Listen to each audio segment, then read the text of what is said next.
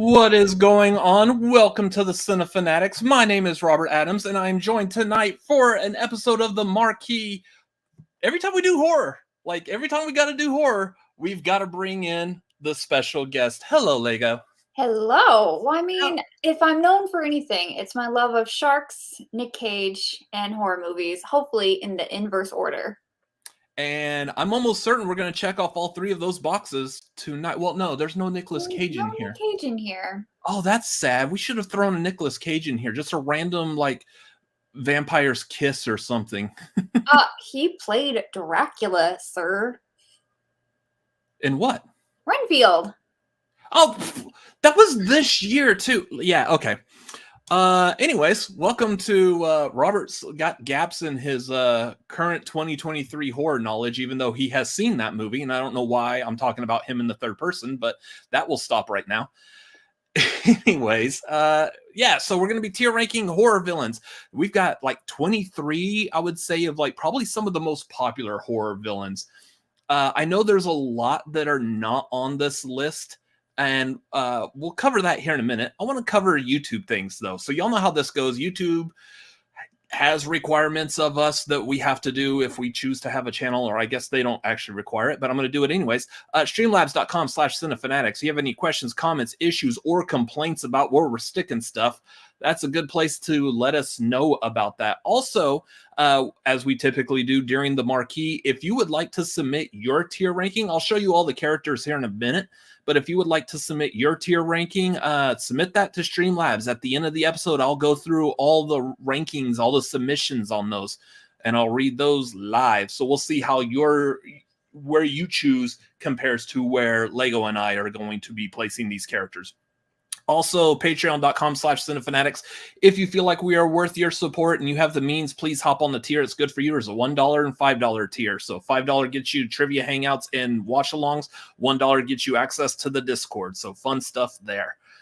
Anyways, let us get into, because we got a lot. There's just the two of us tonight, so hopefully we should be able to fly through these pretty well. We're not talking about full-on movies. We're only talking about specific characters. But here is the list of characters for tonight. 23 very popular horror characters. Also, word of warning, some of this might be slightly spoilery for some of these movies. Say, Norman Bates, for example. That movie came out in 1960. Usually don't have any problem with the fact of, Norman Bates is the killer in that movie. So... but there might be some others very similar to that. Some of these, as much as possible, we may try to avoid spoilers, like who is playing Ghostface in any given Scream movie. I think that we could possibly talk around, maybe. We'll see. But just a heads up, there might be slight spoilers on some of these characters. So that is the list of what we are tier ranking tonight. And... let's go ahead and also look at the rules. So this is where all these characters are going to be ranked at. Tonight's rules, Johnny's not here, so I'm going to go ahead and read it in my awesome voice. We've got at least 3 villains per tier. 5 tiers can have 4 villains. Since we've got 23, that's probably the most evenest way to rank those. So that is how it is going to line up tonight. Can I say a little bit easier? One tier will have 3. All the others will have 4. You know, I'm sitting here trying to work and make these designs and everything. So okay, math is hard. Yeah. Anyways, that is, and yes, Nerd, I do see your 2 Streamlabs in there, so I will be reading those off at the end. Anyways, let us get to the board. Let's bring out Carl. Carl does not have the night off. Carl is still busy working, and he's always there for us. So let's bring out Carl and have Carl take care of that. Carl, hit it.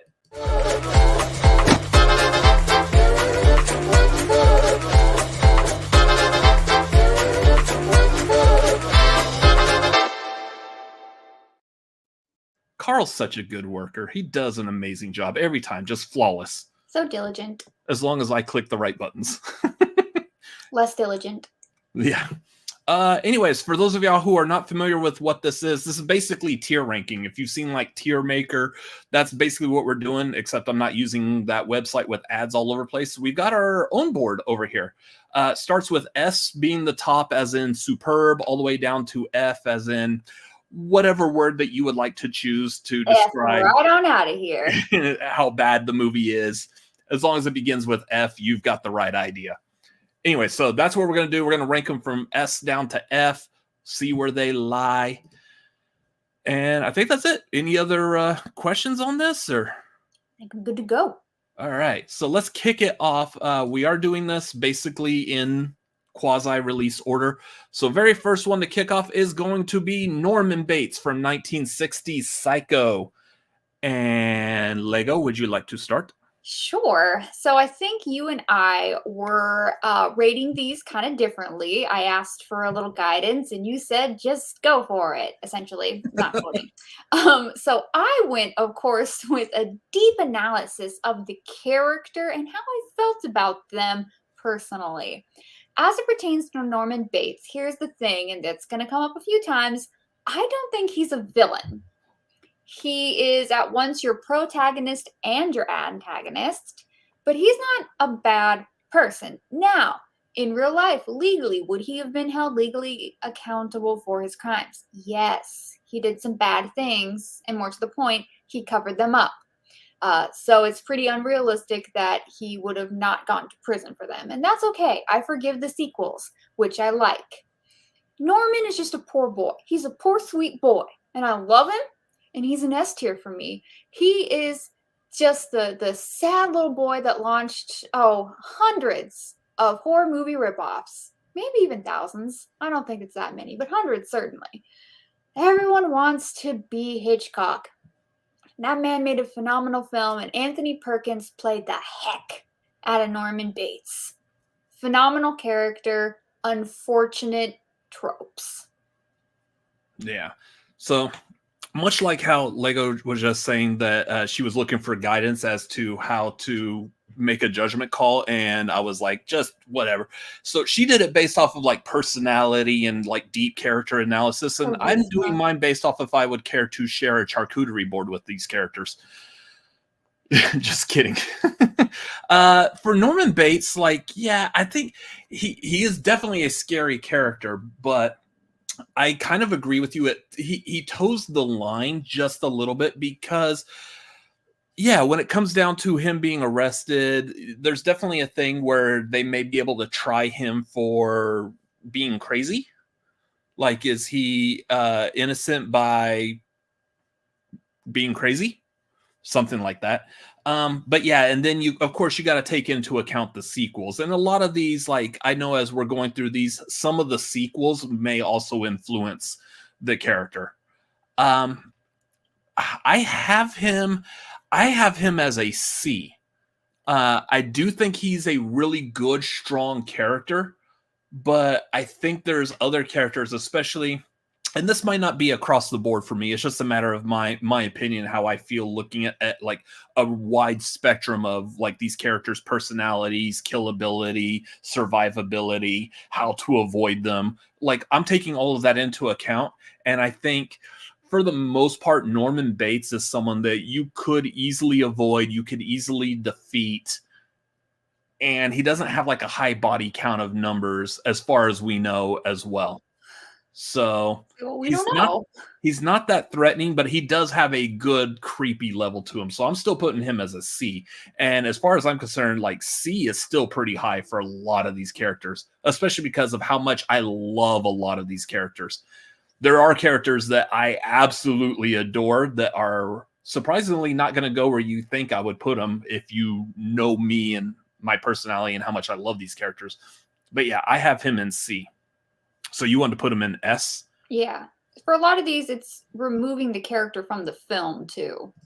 Yeah, it's just a matter, like, that's all I was saying. I don't have like a real like rhyme or reason as to where exactly or how exactly I'm judging them. It's just a matter of how do I feel compared to the other characters, which I feel like is what we do with like the Marquees a lot. It's just how do they stand when compared to others. So if I said S, or you said S, I said C, so they would be somewhere between A and B. I'll go ahead and like put them up in A for right now. Okay. And of course, as we get to the end of this, we're going to do like one last shuffle just to see where everything compares. So moving on, we'll go to me next. This is going to be, oh yeah, everyone's favorite pea soup lover. This would be Reagan, or if you want to be specific, the demon Pazuzu from 1973's Exorcist. Overall, again, I've said this before on the channel, I'm not a huge fan of the movie Exorcist. It's just like, I'm not super religious, but spiritually, it just doesn't sit well with me. And I'm usually not big on like, I've watched it twice and I'll probably never rewatch it ever again. But the thing is the realistic nature of this character is it's rooted in demonic possession. We have records, and this isn't, I'm not trying to open a door for like a full-on debate here with like anyone watching or anything. We do have records that demonic possession is something that has happened in real life. We have, I guess, scientific data, however you quantify that scientifically, I don't know, but we have data that shows that this is something that could happen. Maybe not to the extent as what we have seen in The Exorcist or like any other exorcist, like possession movies. But this is something that I feel like we have heard of happening in real life. Compared to everyone else that we're pretty much talking about on here, this is the only one that I feel like is slightly rooted in something that could actually happen to a certain extent. I have no other idea of how to word that any Shark better. attacks? The what? Shark attacks? Besides shark attacks. Okay, yeah, shark attacks could happen as well. But yeah, so that being said, I'm looking at this just based off of like, say, specifically the first Exorcist movie. Pazuzu really gave the priests like a run for their money. It was hard to get that demon out of Reagan.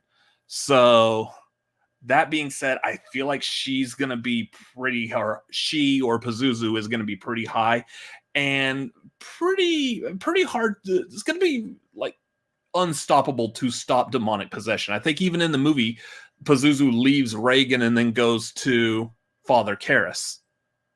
So yeah, it's going to be kind of hard to stop it. I think overall, especially if we're talking in the realm of horror movies, I think Pazuzu / Reagan is S tier.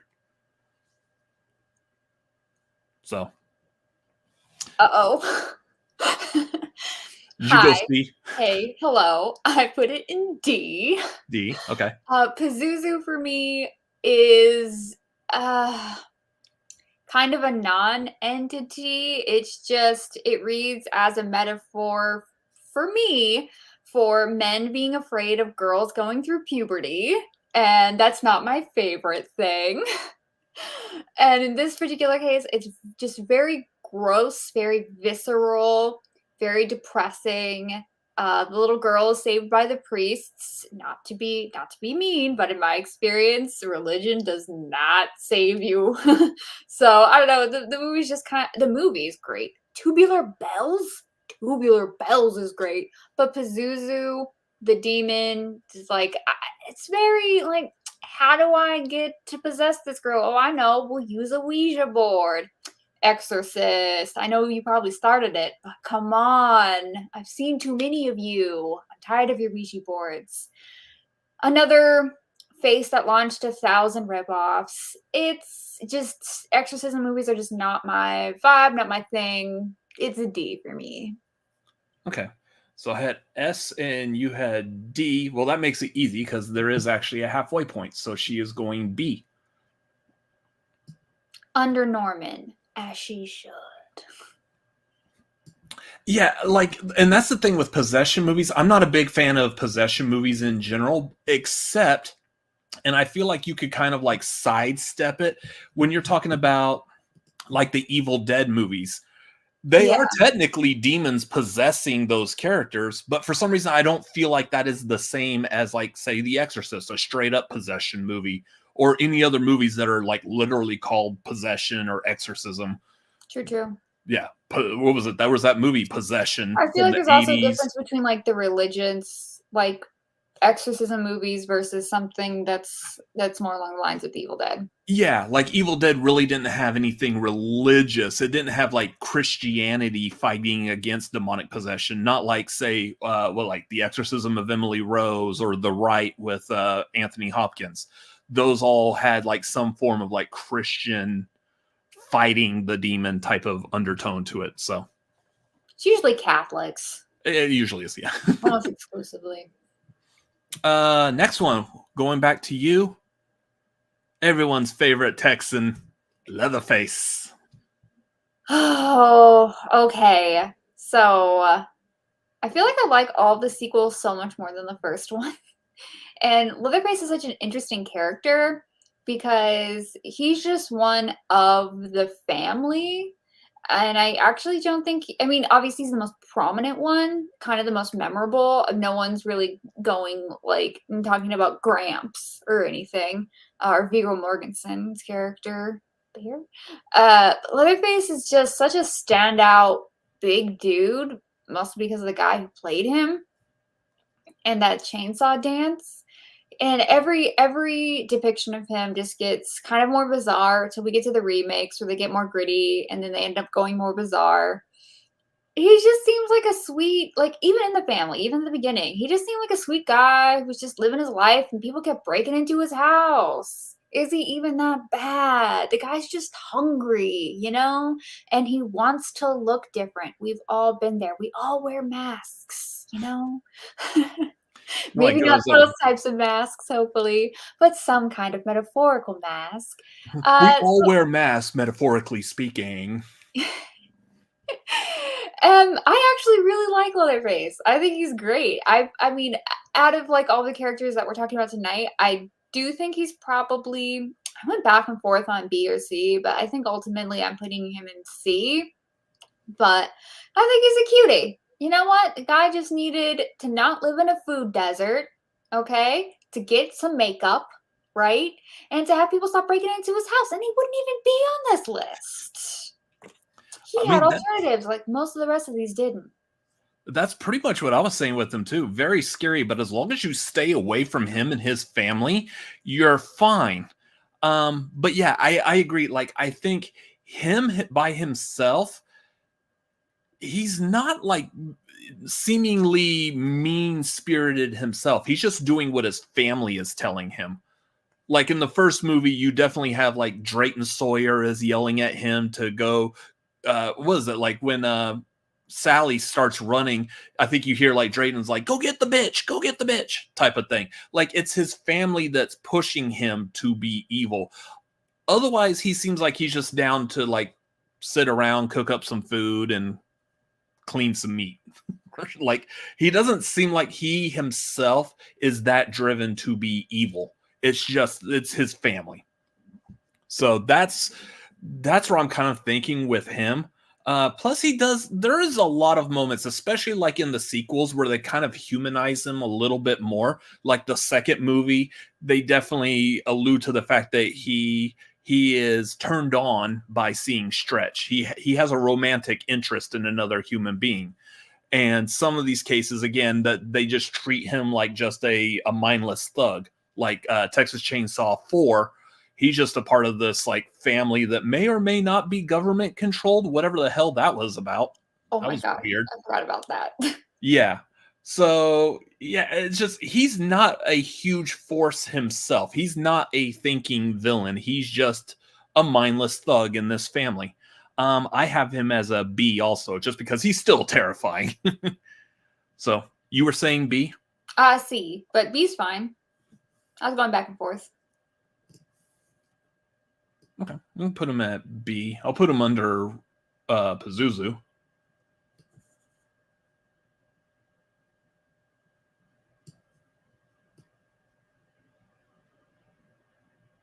Although I don't like them next to each other. Could you imagine a Pazuzu possessed Leatherface?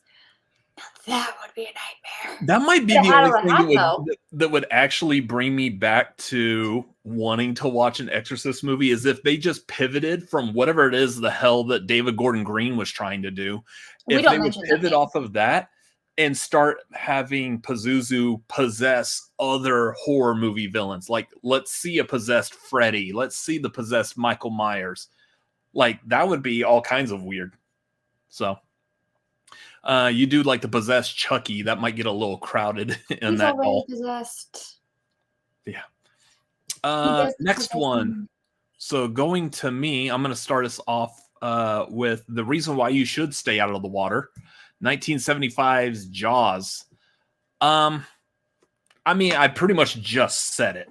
Just stay out of the water.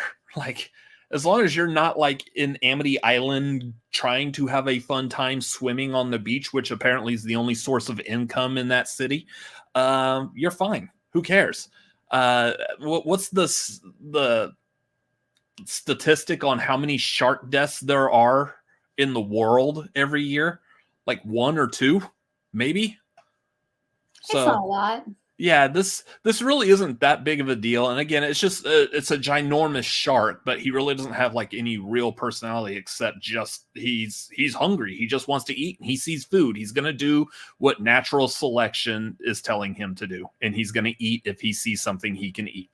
So because of that, not ranking the movie, the quality of the movie is not up for debate here. I'm just ranking how much is this a horror character. I have to put Jaws an F. Okay, so it occurs to me, you and I ranked things oppositely. So what made it F for you is what makes it S for me. So I feel like I should just flip mine upside down and put like Norman in F and put Jaws in F, because those were my S tier movies. But like what makes it S for me is, yeah, Jaws is... It's definitely, like Danny M said, Jaws did nothing wrong. Listen, we've all been hangry and walked down to a 7-Eleven to get some Funyuns and those little banana muffins at like midnight, okay? And it's not Jaws' fault that he's just swimming around, okay? And some people are in the water making human soup, making them all hungry, okay? Jaws did nothing wrong. The true villain is the mayor and the economy, all right? Jaws is just the teeth that messed everything up for the mayor. And yeah, so for me it's S tier, but now I really... Should I flip my rankings upside down? It's whatever you feel like it. I do like the fact that like in the middle of doing this tier ranking, you basically just pitched a new commercial idea for Snickers. Hey, Jaws, grab a Snickers. You're not you when you're hungry. I mean, really, that is it. That's the thing. That's what it was. He's just a big fish. He is. He's just hungry. If you want to avoid a shark attack, stay out of shark-infested water. And it's the mayor's fault that people didn't know it was shark-infested water. Okay? If people knew, then Jaws would have just ate a walrus or whatever. So I could see this going either way. I mean, I understand the fact that he's a villain just because it's his nature to eat, to be hungry. There's no real malicious intent compared to pretty much all the other villains on here. Sort of. There's malicious intent to some extent on these characters. Okay, so I decided I'm gonna do this. I'm gonna make my S tier my F tier. So what did you rank Norman Bates again? Because now I'm putting him in F. I put Norman Bates S. You put it S. You were putting him C. I put Norman Bates or no, in S. You put S. I said C. Ugh. Okay, so he's in D. I put Jaws in F as well. F is for flunking, not for failure. They flunked villainy, and I love them. So F is my heart. So you want to change it to F? Yes.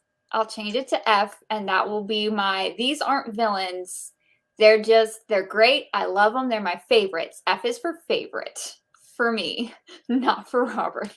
I mean, for the most part, with the exception of like, I think one particular character, everyone else that I'm putting in F, I'm putting in F for like a logical reason, not because I just don't like the character.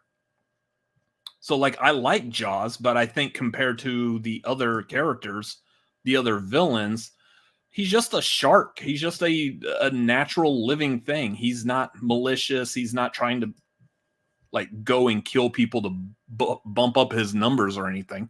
So yeah, in that case, Norman should be in D. Yes. We want to move Norman. Yeah, because he's not a villain. He's just a sweet boy. He's just a sweet boy that only a mother would love. But the thing is, the sad part was he wasn't the kind of guy only a mother would love. So many people would love him. Poor Norman. All right, we're going to go with you on the next one. Everyone's favorite prom queen, Carrie. Carrie is also not a villain. The villain of the movie was bullying, child abuse, and 1970s mentality of minding your own business when you should be sticking your nose in your business. If you see abuse, say something. That's a PSA. Carrie, played by Sissy Spacek, was such a sweet girl. This movie also falls under men being afraid of girls going through puberty, which I don't like. Stop doing it. However, yeah, I'm not a huge fan of this movie or what it stands for, but I do like Carrie as a character and the way Sissy Spacek played her. I've not read the book. I have seen the sequels and the remakes, and I legitimately like the character. So for me, she is with Norman and Bruce the shark from Jaws, under failed to be a villain because, listen, good for her. You know what? Stand up to your bullies, set your prom on fire. I applaud it. Same. Yeah. As someone who was bullied as a kid all through school, yeah, she's not a villain. I would have loved to have had the kinetic powers as a kid. Now, I probably wouldn't kill like a gym full of people. I wasn't like to that point. But like if I could just like wedgie my bullies without actually having to touch their underwear, that's a win in my book. So Yeah. I had someone in high school that did say that I was our school's Carrie White. And that's why no one ever bothered me. I think because they were afraid I would set the prom on fire.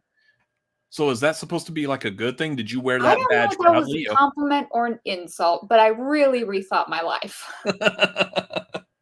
That's great. Yeah, I don't think she's actually a villain. Realistically, if I was to name one person as the villain of that movie, it's Chris Hargitson. I was Like say mom. the main bully. And then of course I would say almost everyone else, like her mom is like probably up there as well, but for a different reason. I mean, if the mom hadn't been horrible, she's just too much of a religious fanatic. Been bullied? Yeah. So, yeah, because of that, I also have Carrie at D. I don't think she is a villain per se. Maybe she didn't need to kill everyone like that, but but yeah, she's just trying to defend herself the best way that she knows how. So, you said that you were putting her D also? Well, I put her in F because she failed at being a villain because she's a sweet queen. Just a nice little prom princess. I can understand her being an F. She's not actually a villain.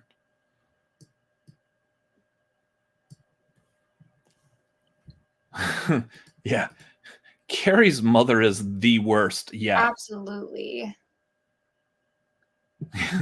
Like religious fanatics, Bruce at least 8 people. Yeah. There's a podcast I listen to where they play a song and then they have Carrie's mother doing that. They're all gonna laugh at you. Yeah.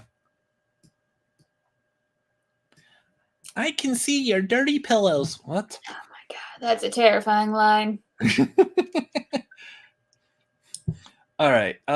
Next one going to me. This was gonna be hard. It is everyone's favorite internet spy of international mystery or whatever, international man of mystery. Everyone's favorite spy. I don't even know who you're talking about. That would be Mr. Mike Myers. Oh, I would not have pulled that. That was who you were trying to communicate wouldn't have got it. So this is a category of characters that I'll just refer to as relentless. It is characters who seemingly they can be defeated like in normal ways to a certain extent. I think it's like was it number 4? I think is where he gets shot like 6 times in a row. He's laying on the ground for like a minute or two and then he just gets right back up and like it's either 4 or 2. It might be the second one because I think they're in the hospital. But yeah, he's seemingly bulletproof in some cases. We don't know if it's like some kind of mysterious reason why he's bulletproof or if he's wearing a vest underneath that mechanic's onesie, or if it may be this like cult that's protecting him. Who knows? Just whatever way you want to go with it. But yeah, he always seems to find a way out of these solutions. Again, whether he's being protected by the cult of Thorn or if he just happens to, you have the tattoo. No, I should get it. Or he happens to quickly switch places with an EMT driver. Who knows? Just he always gets out of these situations and comes back for the next movie, unless they want to do a pit stop in some other town talking about their silver shamrock masks. Otherwise, it's all Michael all the time. And yeah, I know. Now you got the song stuck in your head. I do. Sorry. But yeah, like I think he is just kind of generic horror movie serial killer. Like he nails this came out 1978. This was like the first one of the first major slashers aside from like Black Christmas that came out years before that. This is the one that really set off like everyone trying to copy that. I mean, was it Sean S. Cunningham who created Friday the 13th has said numerous times that they were just trying to rip off Halloween. He's very stereotypical, and yeah, I have him as A, even though he's very normal serial killer. He's still iconic for those reasons, so I do have him as A. Okay, so Halloween is one of my favorite films, but if you drop out the plot, you drop out the music, you drop out Jamie Lee Curtis's Laurie Strode, and you just have Michael Myers in all of those films, wolf, yikes, no bueno. I think I get progressively more disinterested in him as we go on. Honestly, I do feel like unintentionally, and I do think this is one of those cases where it actually was understandable in 1978, but in 2023, no, it's just some ableist nonsense that's not it's just not great. And I don't have anything to latch onto with this character. I know his name, and he killed his sister, and then he killed a bunch of other people. It's just kind of boring for me personally. So now I don't know how to rank anything anymore because I flipped my thing upside down. So I guess I put him in C. And I'm thinking maybe I shouldn't have put Norman Bates lower. Oh, this math is hard, Robert. We'll see at the end. I might flip my Norman Bates thing. Put him wherever you feel like you want to put him. There is no judgment. This is a safe space as we talk about these killer psychos. Math is hard, and that's all I'm gonna say. So I guess I put him in C. Yeah, it's just not. I like the music. I think the music is what Halloween's got going for it. Yeah. Have you seen, I don't know if you're into Fortnite, but they've got Michael Myers as one of the character you can play. Yeah, I saw that. And video. He does like the emote where he actually is playing the keyboard. He's playing the Halloween theme. And then he stabs like the low notes with the knife, and it's hilarious. Is such a. There are a lot of really great TikToks of Michael Myers, of like people like doing really, really funny things. I like the guy who dresses up as Michael Myers and then he puts his keyboard in the elevator of some like apartment building or something, and then when the doors open so people could get on the elevator, he's sitting there dressed as Michael Myers playing the Halloween theme song, and they're I all would like, be yeah, so we're gonna take the unhappy. next elevator. I would be so unhappy. It was My so funny. my favorite are when they dress up to go to the gym. Oh yeah. Those are so funny. When they'll like do cardio, they'll pretend to be like stabbing people. It's so great.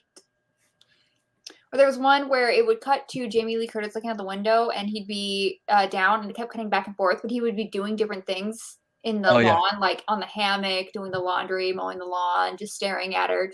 So funny. That's great. Okay, so we're gonna go back to you with the last person you want to see after you die, the tall man, who apparently also really likes boys. I feel bad because the Phantasm franchise is one of like kind of like a big important franchise in the horror community, and I just never got on board with it. I watched the first one I think like 5 times, and I really couldn't tell you the plot of the movie. And I've seen the second one a few times as well. I love the score. I think Angus Grimm does a really good job as the tall man. He's very intimidating because he's like 18 feet tall. Yeah. But I just really couldn't tell you anything about his character. So, Robert, this is very confusing. I think I'm putting him in D, and I'm so sorry. I think Norman really should go in A. I've messed up. I'm back on board. The math is fine. I'm 100% sure I will not change my mind again. I'm so sorry. All right, so you were saying D, and you want to put Norman back in A? Yes, that's final. I am locked in. That's I don't know any game shows, but I think that's the thing they say. Final answer. Final answer. Okay. And then you're saying D for the tall man. Yeah. So yeah, he comes from the Phantasm movies, which kind of like what you said. I agree with that. Is that I just really haven't gotten into the Phantasm series. That is, I believe they're all directed by Don Coscarelli. Yeah. I may be butchering his name. The thing is he actually kind of reminds me of what's his name? Don The Mancini. guy who did Chucky. Don Mancini. I was right. Don Mancini. Yeah. Since they're both named Don. They both seem very similar to me in that they're super passionate about their character and they want to continue seeing their stories told continually. Like they're just so proud of this character. And nothing wrong with that. I've only seen the first 2 Phantasm movies, so I don't know if like the Phantasm movies, if they kind of trail off, like say Hellraiser, or I don't think they get that bad.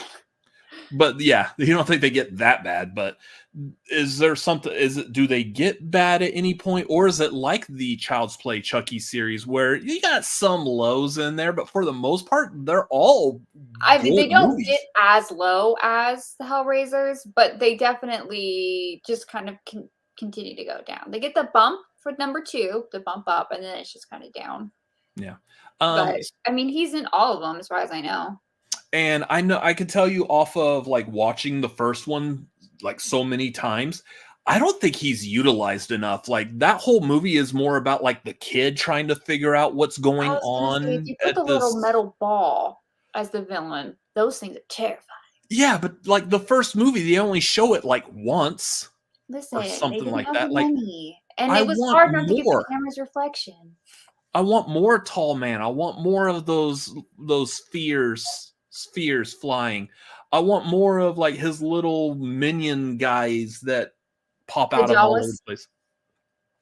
Yeah, so he's not that threatening. As long as you stay away from the morgue, you're fine. Or the cemetery or whatever.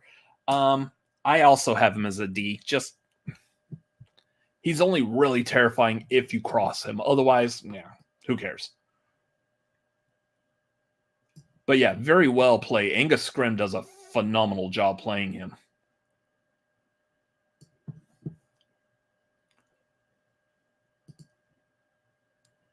Okay, And now back to me. Yeah, so you know that these other than like say the Exorcist, I was talking about demonic possession could actually happen in real life. Apparently, so could aliens. Maybe not this alien, but apparently, according to the news this year, we've got aliens. I like the xenomorphs just because, and I think they actually say this in the movie, they're nature's perfect killing machine. Like, this is maybe, I would say, like a step up from Jaws, in that Jaws is killing to eat. The aliens are just killing because they kill. I mean, we don't ever see them eat the people. They either kill the people or they take them away and string them up and cocoon them so they can be vessels for chest bursters and stuff. So that being said, it's also very hard to completely kill the aliens unless you happen to be in an area that is safe from acid being thrown at it, or if you have the ability to throw an alien out of a space lock. That's really the only real ways to defeat them. So they are, and there's usually a bunch of them. Other than the first movie, almost all the other movies, well, the first and the third, almost all the other movies have a bunch of aliens, and like sometimes they're Hive, sometimes the Queen. There's just a lot of them you have to get through, and for them to be a perfect killing machine that has like acid for blood and stuff, it's hard to get through them. I have the aliens as S tier. So, oh no, because I have xenomorphs next to Jaws, because xenomorphs are just xenomorphing, you know? It's out there doing its natural instinct thing. It's just trying. Is it hungry? Wants to procreate? I'm not entirely sure what the motivation is. Because they don't eat people, but No. you know, it's just it's in heat. It'll send, you know, a face hugger, you know, chest burster. They just want more of them, okay? And it's doing what it's got to do. It's doing its natural thing, but they're terrifying. They're utterly terrifying. This was the highest thing I have on my list, so I guess it should be the lowest thing. I would put it technically on the lowest thing on the list next to Jaws. um, its saliva is acid. What? What? Everything about it is meant to kill. It is. I wonder, like evolutionary wise, we're not talking about Prometheus.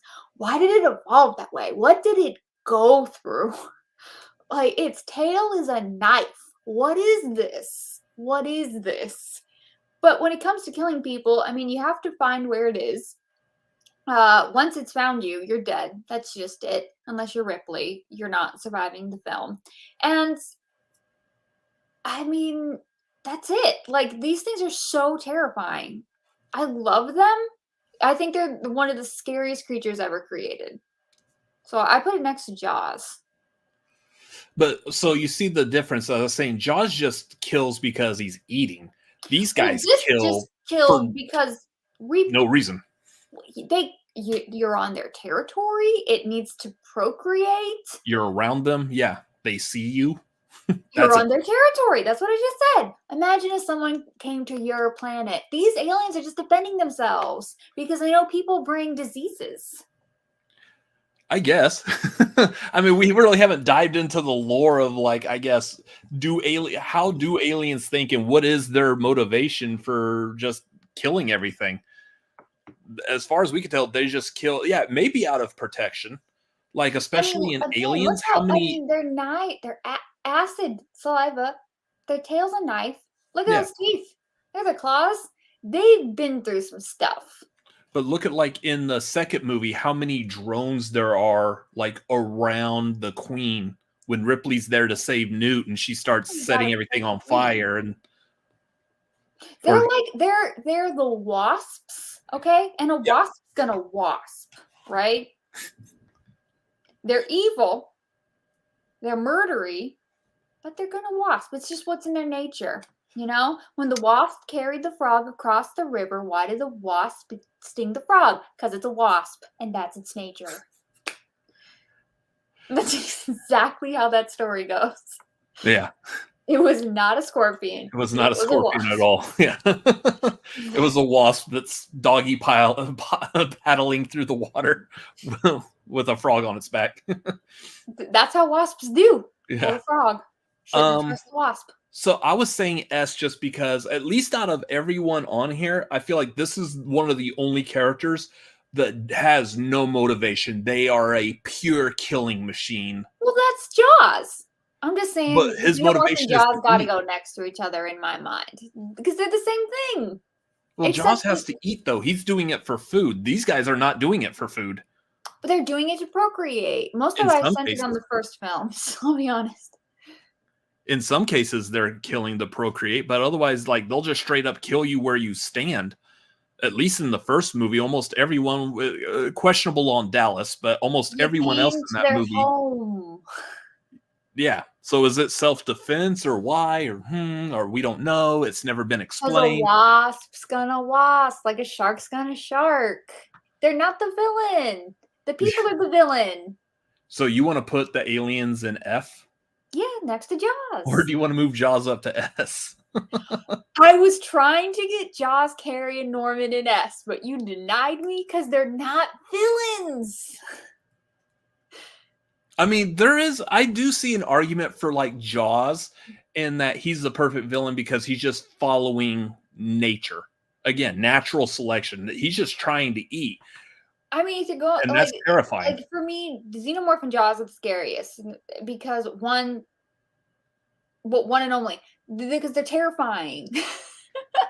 Like the Xenomorph is like this unkillable monster that's just made of everything that can kill you and is nightmare fuel. And Jaws is a shark. There's nothing more realistic than a shark unless it's an alligator, which is, if I'm being honest, no movie has scared me the way alligator scared me. I still can't go near a storm drain. I need to watch that. Oh, Robert, you need to watch that. I've watched the In Search of Darkness when they're talking about it. I'm like, this sounds like a fun movie. It is. It's just an enjoyable movie. Yeah. Who doesn't want to see an alligator living in a storm drain? All right. So where are we putting the Xenomorph? You said you put it in S now, and I still say S. Because I just put it next to Jaws. Oh, see, we should have been more on board. See, this is why I asked you, how are we ranking them? And you should have answered me. The thing is like I get the argument on either. If you want to approach it from either way, it makes sense either way. Like specifically for Jaws, he's not a villain because he's just trying to eat. He's just hungry, but at the same time, he is a villain because that is his nature. That's in his nature to eat. So that's what makes him scary, is because he's just trying to get food. Like I could see the argument either way, any way you want to put it. I get it. So that being said, like I'm open to moving Jaws if you want it. I would prefer to put the alien in S, and if you would like to move Jaws up to S for essentially the same reason, I can live with that. But then this is not my fault. But then Carrie has to move. Where did you have Carrie? You had Carrie in F? I can live with that. That's fine. I think I had like Carrie in D. Yeah, I had Carrie in D just based off the whole thing that she's technically not a villain. Okay, I can see that. I can agree to move Carrie up to D then. This is getting complicated. Yeah, like I thought this would be fairly easy. Okay, now we all know what's going in F. This is better.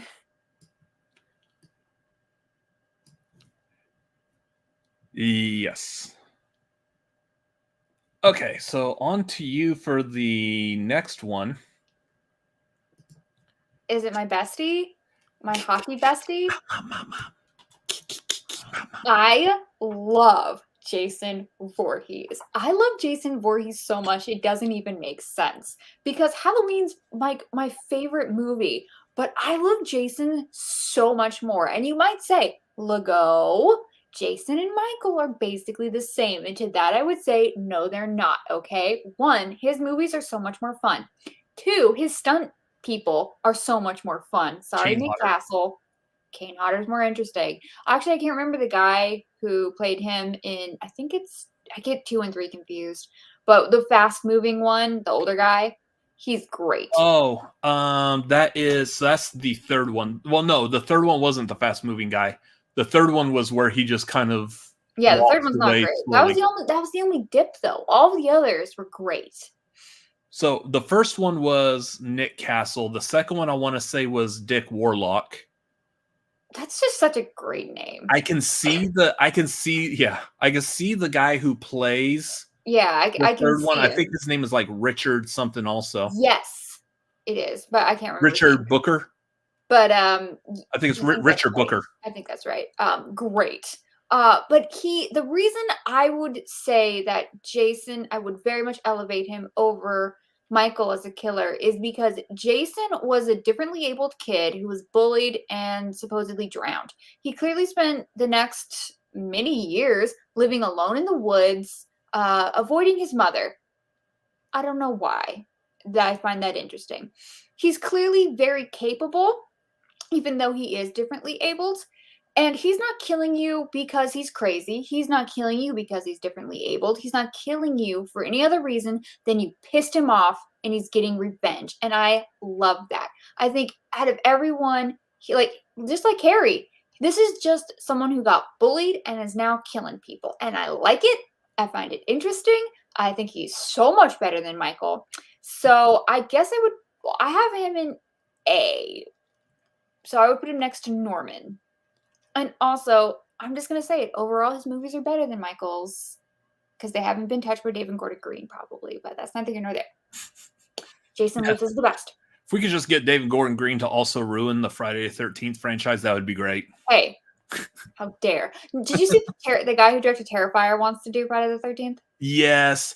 I don't know if I don't think I would mind that. But let's let him let's pump the brakes on suggesting anything else for him to do. I want him to complete Terrifier 3 first. Stop suggesting new things for him, because I know the second everyone starts talking about that, you get whoever owns the rights to Jason right now. They're like, "That's a good idea. Let's make that movie right now." I think there's still a lot of rights disputes on that one. Yeah, that one. I know that one was caught up in legalities for years, and I think it was just recently resolved, as far as I remember. So we'll see. But yeah, I would be interested in Damien Leone doing a Friday the 13th. I wouldn't expect him to throw the same amount of gore that he does in the Terrifier movies. I think the Terrifier movies are just him pushing and showing what all he can do special effects wise. I am not expecting that from a Friday the 13th movie. Well, I think the thing that got me was that he said he wanted to make, the Jason scary again. But the thing is, Jason was just not ever scary. He was always camp. Quintessential camp. Camp. Nice. Yeah. Yeah, so I agree. He's another one of those, much like what I was saying with Michael Myers. He's relentless. He gets killed off in every movie. He comes back in some form or fashion. Sometimes he comes back as an EMT worker. That both of Mike Myers and Jason both have their crosses where, at some point, it's an EMT person playing the killer, and then it goes right back to the normal killer. So that's funny. But yeah, I do like the fact that Jason's a little bit different. We don't know necessarily if there's anything supernatural about Michael Myers, but we do know there's something supernatural that happens with Jason, because he seemingly comes back from the dead, like in the 6th movie, and Jason lives. And you get the zombie Jason, and then there's the whole thing with Jason X where he seemingly dies and is rebuilt by nanobots. Technology. Those nano things. Yeah. So I do think that there's a little bit more to Jason. He's a little bit more terrifying because he may have zombie powers. He may have teleportation, depending on which YouTube movie channel you choose to watch, whether it's Dead Meat or The Film Theory. Who knows? But I'm going to have some jokes when we get to Ghostface. Don't you worry. Oh, yeah. But I do also have Jason in A. he's another one of those, like, he's threatening, he's a powerhouse, but he's also just an icon. So something I recently learned is not all hockey masks are the same. He wears a specific team's hockey mask. Like the Detroit Red Wings. Yeah. Because it's got the red. And that's why the 5th movie, where it's the EMT guy, he's got like the blue chevrons. So it's not Jason Voorhees. That's the only way you could tell. If you ever see like a still image of Jason from the 4th movie, if it's got the blue chevrons, that's not Jason. Guess he wasn't a Red Wing fan.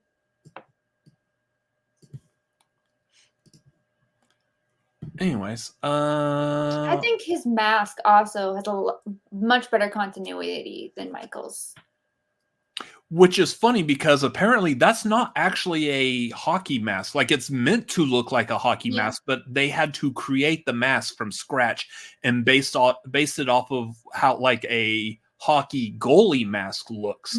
But it's not a mask that was actually used in hockey of that what's design. Interesting about that is, like, I mean, I would never have known that really. So I would say, like, it makes sense that he could always get a new mask. Like, I could see that. But with Michael, who is producing this mask? Why are they still making it? Why does Haddonfield carry any store in Haddonfield carrying that mask? I got follow-ups. And why did it have pink hair in that one movie? Listen, I really believe that was just Ben Tramer. That was just Ben Tramer. The Ben Tramer I think he did it himself. Okay, he wanted to be a little unique. He's always wanted pink hair, but this was, that this is the 70s. Okay. Didn't the Ben Tramer have blonde hair? Like, I could have sworn his mask that he was wearing had blonde hair. It's hard to tell. Oh, yeah. Anyways, Ben Tramer is not on this list.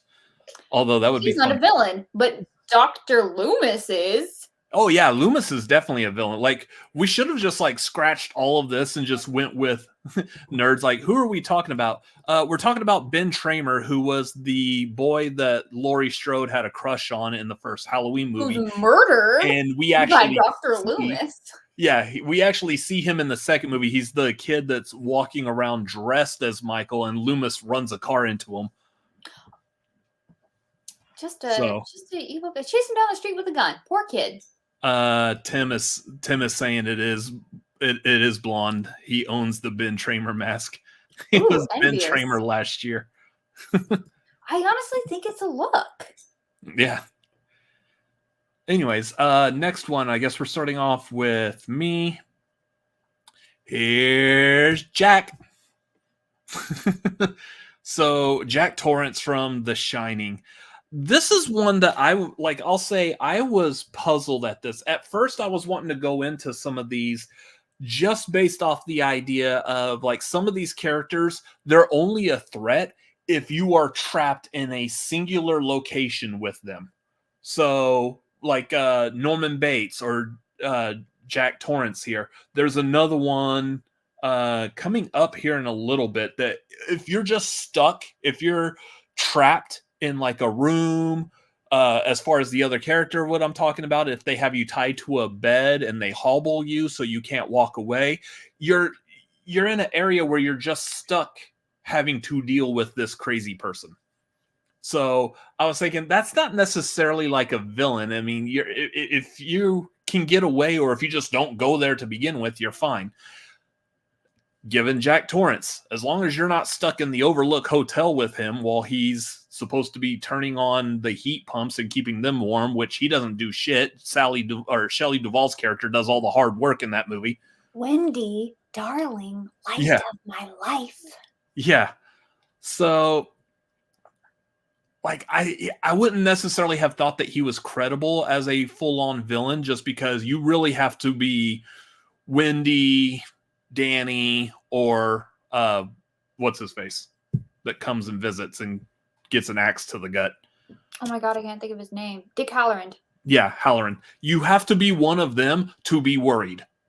Otherwise, if you're none of those three characters, who cares? You're not at the Overlook and he's not coming after you. So, that being said, though, he is iconic in the fact that it is within the family that's there between him, Wendy, and Danny. it is very creepy to have a member of your family just snap like that. To go like a full 180, the whole like, Wendy, darling, I'm not trying to hurt you. I'm just wanting to bash your brains in. Like, that is terrifying. Oh, yeah. So I've had to, I kind of reconsidered some of how I was doing that. And it's being trapped in a place with someone who is turning murderous tendencies popping out. And the fact that he's a family member, I bump him up a little bit more. I actually have him in B. Oh no. What did you do? I went very different. Okay. So for me, I was thinking like something along the lines of, it was very hard for me to look at, I mean, am I going specifically with this portrayal? Or am I including just like the TV movie and the book?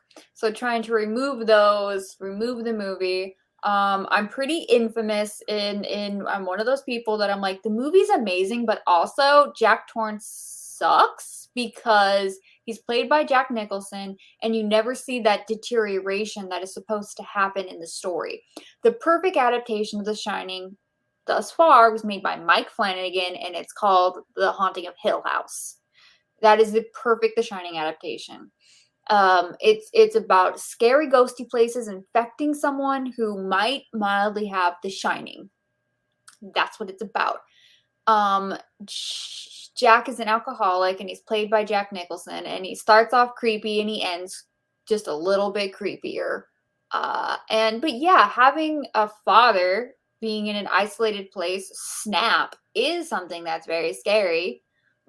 But ultimately, this particular characterization, I just don't care for, because I have source material. I know what it could have been, and it's just in the film is very underwhelming to me.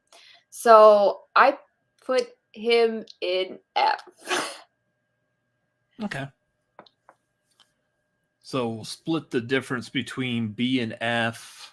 So it's either C or D. Up to you. Let's put him in C since there's nothing else in C yet.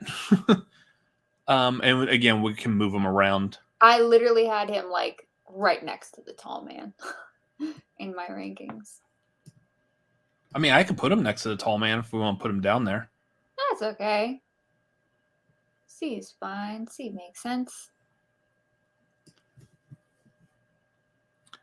All right. So next, oh yeah. 1, 2.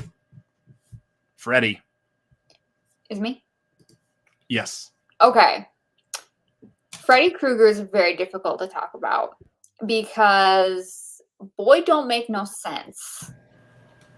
He's played by Robert Englund, honestly, to perfection. Just charismatic AF. Even in the first film, you can tell he's kind of gleeful about killing. He's having fun. This is something he enjoys. But in terms of methodology, it always really bothered me that they stated he's a child killer with more dubious implications. Thankfully, in the original series, that's not spelled out. The remake made a bad choice and spelled it out, and they shouldn't have did that because you can't build a franchise on that. You just can't. What were they thinking? Anyway, he is eerie. I love his design, like perfect design. So smart. Again, love his portrayal. Cannot say that enough. But the idea of like going after teenagers kind of doesn't make sense inherently. He either should have originally been someone who killed teenagers and is continuing to go after teenagers, or he should have been someone who killed kids and then continued to kill children, because that would be more scary. I understand it's not what you want to build a franchise off of, but he should have just always killed teenagers, going from kids and continuing to show children in the dreams, doing the jump rope. I almost said hopscotch. No, they do both. They do jump rope and hopscotch. Yep. And then killing teenagers just is weird. And they always show that he kills little girls, but now he kills boys and girls. It just does not make sense. That's not how serial killers work. Because at the end of the day, that's what he is. He's a serial killer, and he's a terrifying one. And he kills you in your dreams. That's someplace you cannot escape from. You can't not go to sleep. The movies are wildly creative. They just get more ridiculous. I deeply enjoy the films, and I enjoy the character, despite the flaws. I would put him. I put him after Jason in this Second A. lineup. Okay. So, like, the thing with him constantly going after kids, so it was originally established, like, at least in the first movie, and they mentioned like maybe 3 times over the course of the entire series. The idea is he's supposed to be going after the kids of the parents Only who worked in killed the him. first one. That Yeah. only worked in the first Well, one. so they say it in the first one, and then Nancy tells the kids in the third movie that are in the mental hospital, like, you're the last of the Elm Street children. And then they talk about it again in Freddy's Dead, The Final Nightmare, saying that Where that it's a one, stretch. it is a stretch. Especially, like, say in the third one, it's Nancy who was one of the kids of But the Elm. She I was was one of saying, the Elm Street but wait, children. Now she's an adult. if you're on one street, if it's one single street, that would have been hella noticeable. Yeah, and what happens if like the parent killed Freddy and then the parent moved to like Washington? Yeah, you're saying no one moved. I mean, I get that because no one ever moves. It's fine, but whatever. So did he leave like Springfield? Was it Springfield or Springwood? Springfield. Springfield. Did he leave? That was in Ohio. Did he leave Ohio to go haunt some random kid whose parents made him move to Washington? We know in Freddy's Dead, he does have to send a kid out. So I feel like maybe he's limited to the town. Possibly. But yeah, I mean, that's the only motivation is he's just seemingly trying to kill the kids of the parents who. I feel like that's just so dumb. Like, just have him like want to kill kids. And especially because it disappears. Like, there's no real mention of that, like, at least in the second, the fourth, or the fifth. Like, in the second movie specifically, he's going after Jesse because Jesse moved into the same house that Nancy lived in. And he just wants to mess around with kids. Please pretend I didn't phrase it that way. Yeah, good job, Lego. Thank you. That being said, I agree. It is hard to stay away from him because you have to go to sleep. Sure, you could take, what is it, the hypnosil to like suppress your dreams. But yeah, okay. But it's just hard to avoid him. He's got a good, seemingly motivation. He's got a good evil way to do it. I have Freddy. Freddy's one of my favorites. I have Freddy in S tier. If you need another reason, go look at all of the covers of all of his movies, like from like the 80s. Those VHS covers are classic. I absolutely love them. The character, and the character isn't the movie. But his movie is so bias you. His movie has good art. I like the art. Hypnosis. Freddy's not better than Norman. All right, so you have an A. I said S. You want to put him? You said you have him like behind Jason. I have him behind Jason. I would put him before Jason. I'm okay if you want to put him after Norman, but I would put him before Jason just because he has more of a personality. There's more to him. Hey, Jason has personality just because he doesn't talk. But Freddy is doing one-liners and stuff. So are you okay before Jason, but after Norman? That's fine.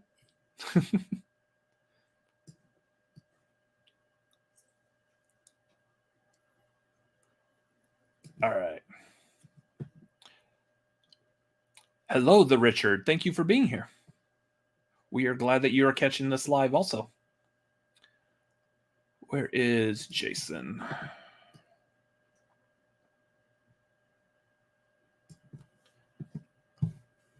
I know a couple of people that usually follow like everything both you and I do, like on social media, and they're not going to be happy with our Michael Myers placement.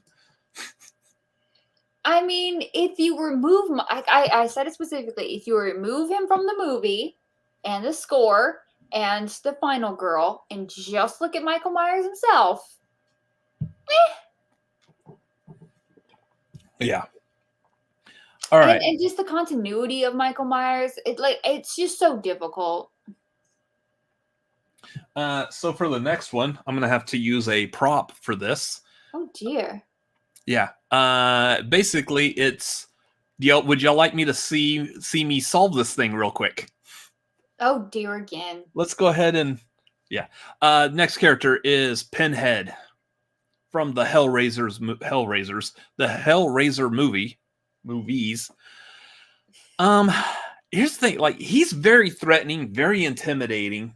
But as long as you don't open or solve that stupid puzzle box, you don't have to worry about him. And seemingly, at least from like the first movie, he's kind of antagonistic to Kirsty, but he's willing to make a deal, and he works out a deal with Kirsty to go find Frank, to bring Frank to him. And then at one point he is trying to like, yeah, well, I know we made this deal, but I'm gonna take you to hell anyways, might as well. And then of course he gets defeated when she solves the puzzle box, which that's another point of contention in these movies. Everyone seems to figure out how to solve the damn puzzle box. Why is it called a puzzle box? It seems like it's the easiest. That you got a Rubik's Cube there behind you, and that's harder to solve than that stupid lament configuration. Yeah. I think he's an effective villain. I haven't really seen, I don't think I've watched any of the Hellraisers past, like maybe the third one. Oh, same. Or no, the fourth one, because the fourth one goes up to outer space and does this whole like flashback sequence, like past, present, future thing. So I haven't seen any of them past the fourth one, except there is one that I've seen, and I don't know which one it is, but it is like one of the Hulu one. It's the later one. Oh no, I have seen that one. The remake that came out last year. I have seen that. It's one where Kirsty comes back. Like at the very beginning, it's like Kirsty has got a new boyfriend and they're in the truck talking. And then I think she gets killed off early in the movie. That's the only other one beyond the fourth one that I've seen, other than the remake that was on Hulu last year. So I don't know which one that is, but yeah, otherwise he doesn't do too much. It's just if you solve the box, you're his possession and that's it. So he's not really threatening to general people, except I guess they did solve the puzzle box in the third one and he just laid waste to the entire nightclub. But then he created that CD Cenobite, and there's no excuse for that abomination. So yeah, he's evil. I have him as C tier. So we looked at this very differently. I also say he's not a villain. You solved that puzzle box. Angel to some, demon to others. I'm just here to help you experience what you wanted. Pain, pleasure. We'll take you to a different dimension. I think really, Uncle Frank and the chick whose name omits me, the stepmom, they're the villains and they're evil. Julia. Yes, Julia and Frank are creepy AF. No bueno, do not like. Pinhead though, Pinhead's just doing his kink stuff, His kink stuff. He's fine. I had him at the top of my A tier. However, you put him in C? I put him in C, yeah. I'm fine with him being in C. But just know, Frank is worse. Thank you. I would agree. That's another one of those that, like, yeah, everyone always looks at Pinhead as like the villain of the Hellraiser movies. Specifically, that first one, I would say Frank and Julia over Pinhead easily. Pinhead's just sitting here trying, like you were saying, he's just trying to do his job. Pinhead of the franchise. Yeah. Front-facing head of the franchise. Nerds over here trying to be proper. I had the lead Cenobite in D, yes, or the Hell Priest. He was just called Pinhead on set of the first movie, and then that just happened to stick publicly. Speaking of Clive Barker, whoever the therapist that David Cronenberg plays in Nightbreed definitely wins Ultimate Villain in a Clive Barker adaptation. I mean, I kind of feel like he's very similar to Hellraiser 2's Dr. Chenard. But he's not played by David Cronenberg. Yeah. Creepy, creepy man.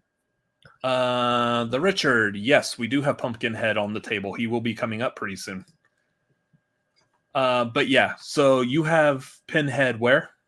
Well, I had him in A, just for the record, but I'm fine with him being in C. Okay. Won't put him after Jack, though. Unless you think he's more scarier than Jack. I think I do. If I was in a room with those two men, I would pee my pants if I saw Pinhead.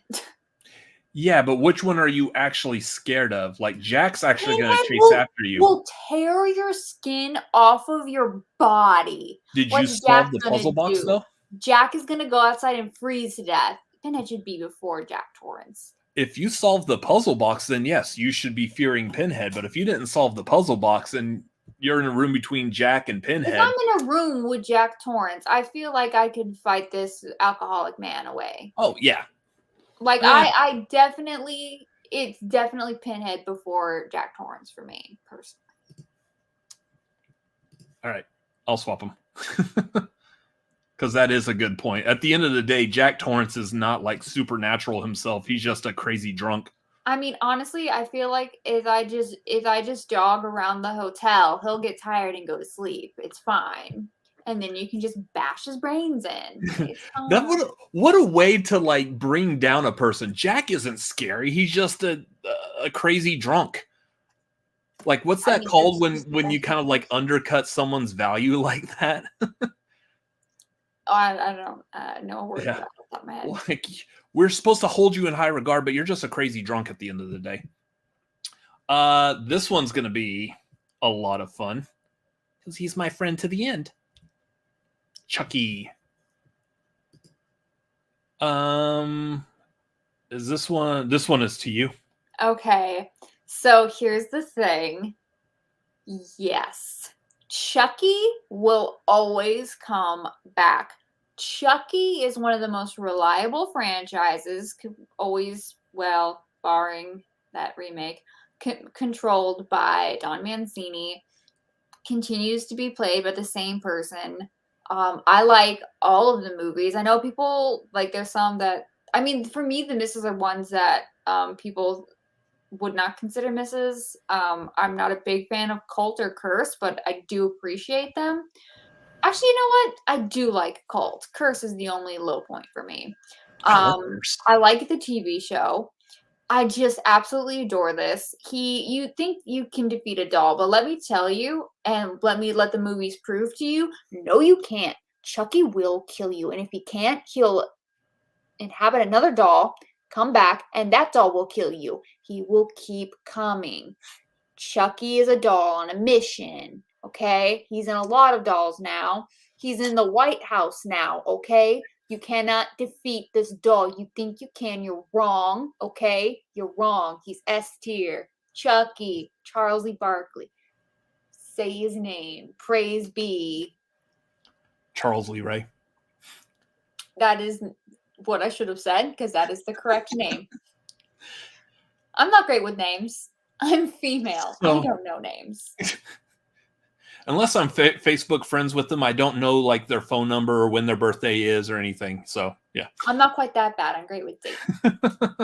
Now, I don't know what today is, but I do know the date of birth. Right. Yeah, okay.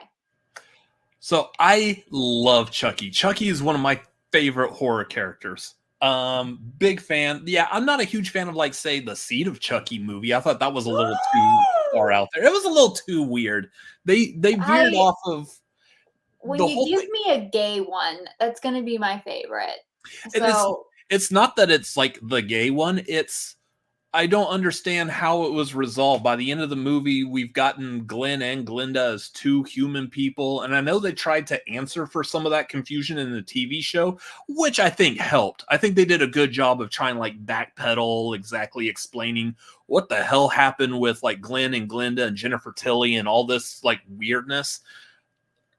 I kind of wish they didn't go meta with it. I don't want them. I wish they didn't put Tiffany into Jennifer Tilly's body, because that just messed up like the storyline. I think it made it weird.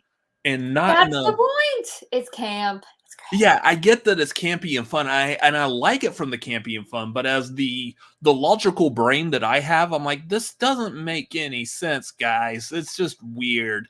I still love it It's though. a Like movie about a dude who's inhabiting a doll. What do you want? the Child's Play again. The Child's Play franchise is one of my favorite horror franchises. Also because given the sidesteps a little here and there, it's been the most faithful. Go look at Nightmare on Elm Street, Friday the 13th, and the Halloween, especially the Halloween movies. There's no consistent storyline. The Child's Play movies, the Chucky TV show is still playing off the storyline that was originated in 1988. So that's a phenomenal feat right there, especially for a horror franchise. They all get stupid and convoluted and go to space or to the hood or who knows. We'll talk about Leprechaun in a little bit also, but like they all do weird things. And the Child's Play movie has stayed pretty much on the same path the entire time, minus the 2019 movie, which Don Mancini had nothing to do with, so therefore we reject it. We do.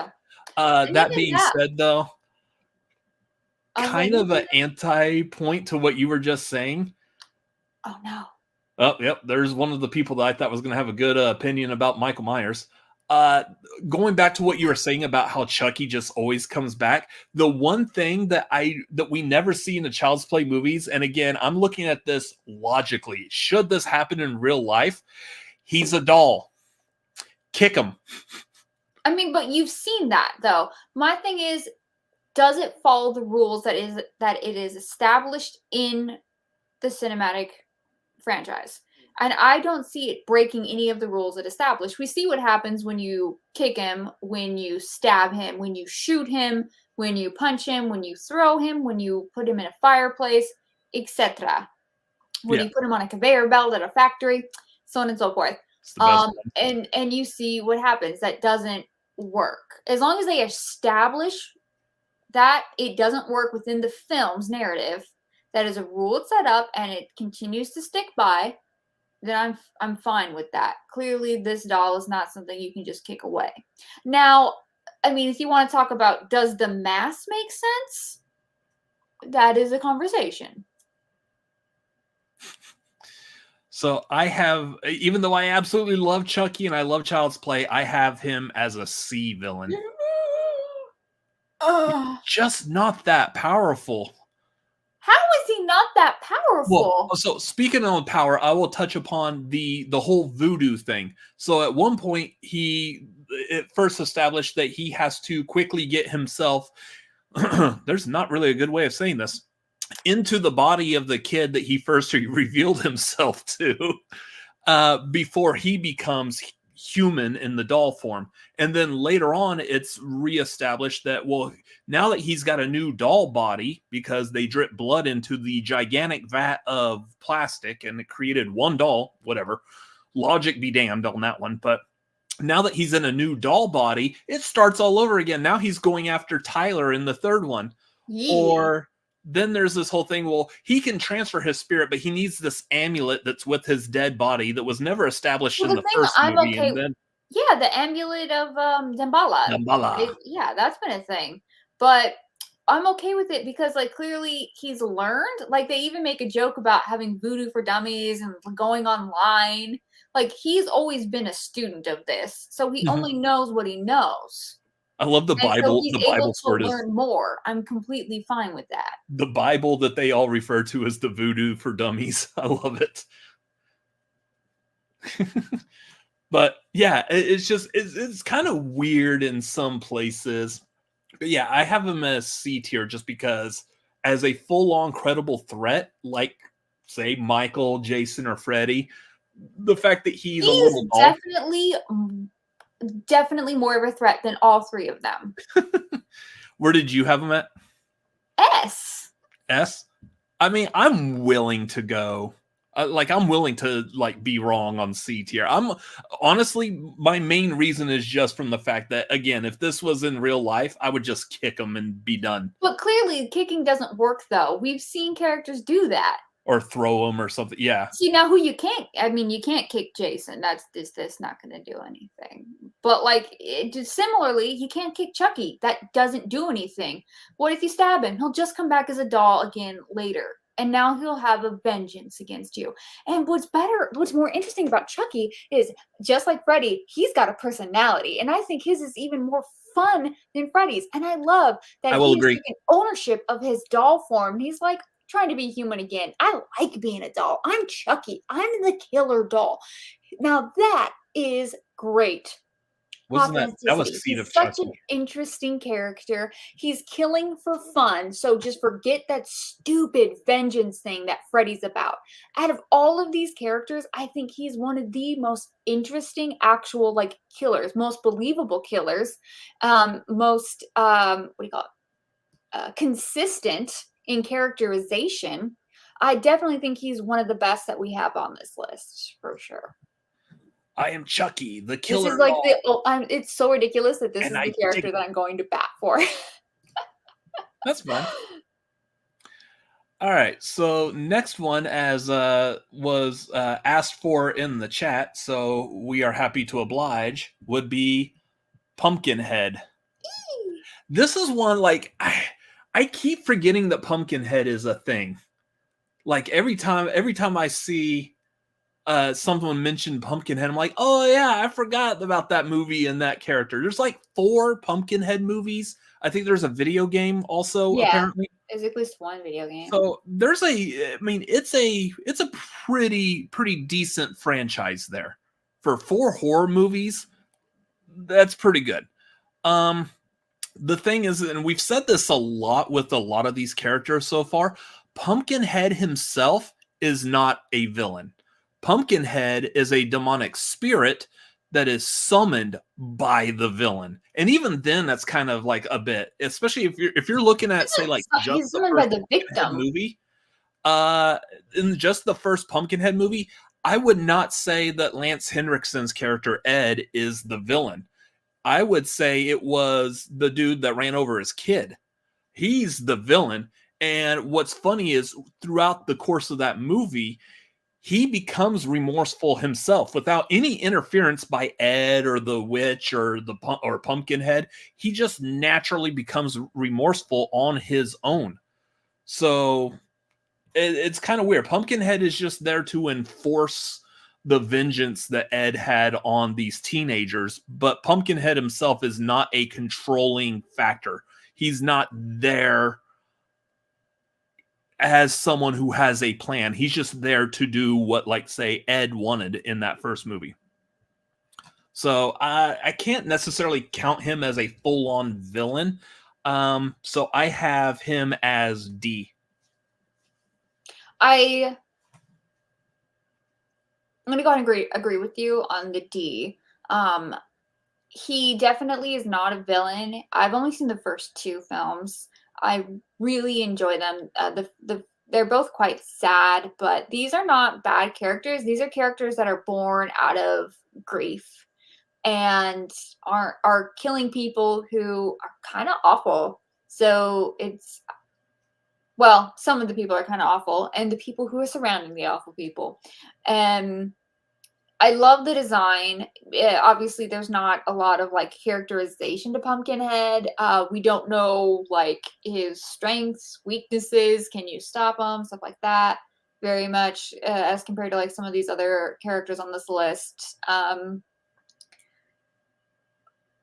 Yeah, just those movies are sad, and I think he was originally created by Stan Winston, and then the second movie was K&B. But you know, it's a cool look. These are good movies, but just looking at Pumpkinhead himself, he's kind of hard to get like a handle on characterization wise. So I would say I would totally see him going behind Carrie White. That's fine with me. Yeah, I think the first movie actually was Stan Winston's directorial debut. No. And he was also played by Tom Woodruff Jr., who does a lot of creature costumes. I think Tom Woodruff Jr. is also one of the only people who's played both an alien and a predator.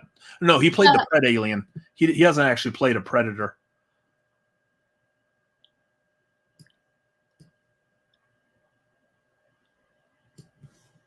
But yeah. Oh, the original Pumpkinhead figure, is that that's the Todd McFarlane like movie Maniacs figure? I remember seeing that like in the early 2000s. That's a great looking figure too. So, yeah. So yeah, Richard's bringing up. What about Nosferatu? Yeah, I purposely left off like a lot of the classic monsters, like the Universal monsters, Dracula, Frankenstein, Wolfman, Invisible Man, Creature from the Black Lagoon. I want to come back to those, and they will be their own. Most of those aren't necessarily villainous. Yeah. But like monster is something different. And it would be hard to compare those in these unless you have one like not the spoiled curse, but like the werewolf and cursed, who's, you know, kind of being more methodical about their werewolfisms. They're lycanthropy. They're targeted lycanthropy. And can a werewolf flip you off? Yes.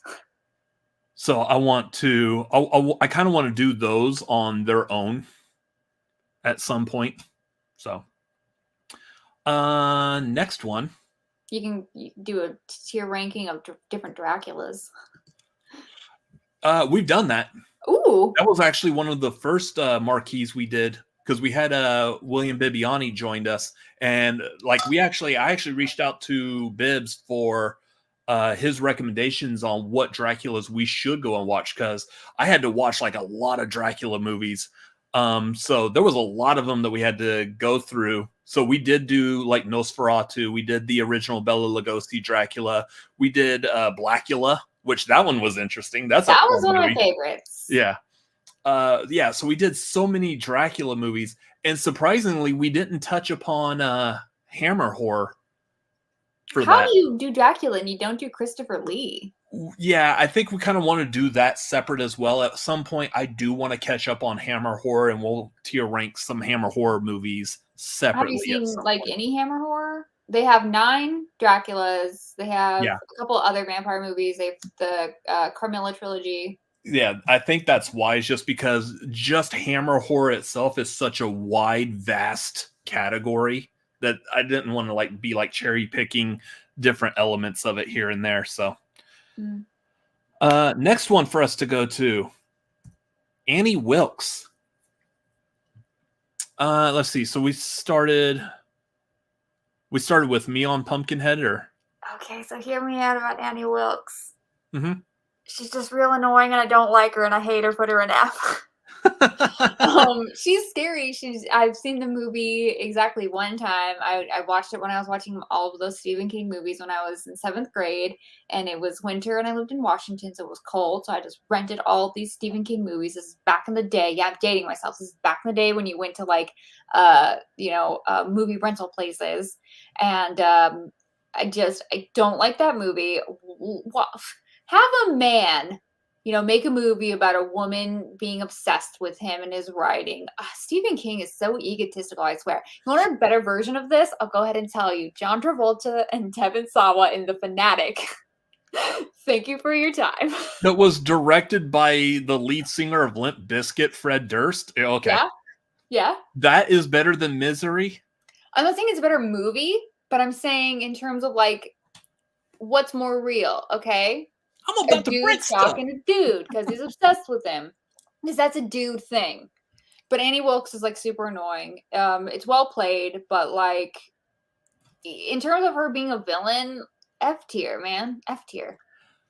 So yeah, I love Misery. I think it's a very well made movie, because you feel the tension. You feel for Paul that's having to. He's injured in a car accident. He's got nowhere to go. He's got nothing he can do, and he is forced to be stuck like in that bed or in that wheelchair, and he's left to the whims of Annie. I love it. I think it's great because they did a good job of telling that story, and that would be something I would think like the story could get stale, could get boring, but they do a very good job with it. And I don't know if that's necessarily because of the book was done. I mean, this is almost seemingly the same kind of story that we have in Gerald's Game, where she is stuck on a bed throughout most of the story. There's no crazy person. Gerald's game is all just in her mind. But I mean, if you wanted to put Gerald on this list, I mean, technically, yeah. Or was it the Moonlight Man or whatever? No, it's Gerald. Yeah. He's the true villain. Sure. Because he's reality. But yeah, like she's super, like she's just crazy psycho. And not like Norman Bates psycho. She's a different kind of psycho. But I mean, technically, if any of these characters could get us an insanity defense, Annie Wilkes is the only one. She's the only one whose psychosis is infringing on her ability to be able to acknowledge that she is committing a crime and not do like covering it up or making it premeditated. It happened by chance. She's the only one who would even have a chance at being absolved from her wrongdoings. Like she literally thinks hobbling Paul is helping him. So she's delusional, and that's not her fault. Yeah. That being said, like it's kind of one of those like, how threatening are they a villain if you can defeat them or avoid them? Don't get stranded where Annie lives, and you're perfectly fine. I feel like just don't be that writer she's obsessed with. That too. Because I feel like if I got stranded, she doesn't care because I haven't written a book that she likes, so it's fine. This sounds like it would be a lyric of an Alanis Morissette song. To be a writer that you're obsessed with that just so also happens to be stranded next to your house. Isn't it ironic or a coincidence or whatever? Yeah, I also have Annie as F tier. I love Misery. It's a great movie, but yeah. Just don't go to her house and don't be someone that she's obsessed with, and you're fine. So I think that is our first official F tier. This is so complicated. I feel like there's one more. There is one more that There's I think one more that you and I are going to agree on, and it's coming up pretty soon. Oh dear. But next one likes to eat liver with fava beans and a nice Chianti. Oh no. Hannibal Lecter. Oh no. I have a question before we do this. Are we just doing Anthony Hopkins? So the way that I have this right now, of course, this is after Misery. So I am kind of like, I was centering it more on when Silence of the Lambs came out. Okay, good. But I'm open to, if you want to use for your argument, if you want to reach back to Manhunter and Brian Cox's performance as. Not where I was going with it, but I'm totally fine with just doing Anthony Hopkins. Or are you thinking like the Hannibal TV show as well? You'll hear my argument. Okay.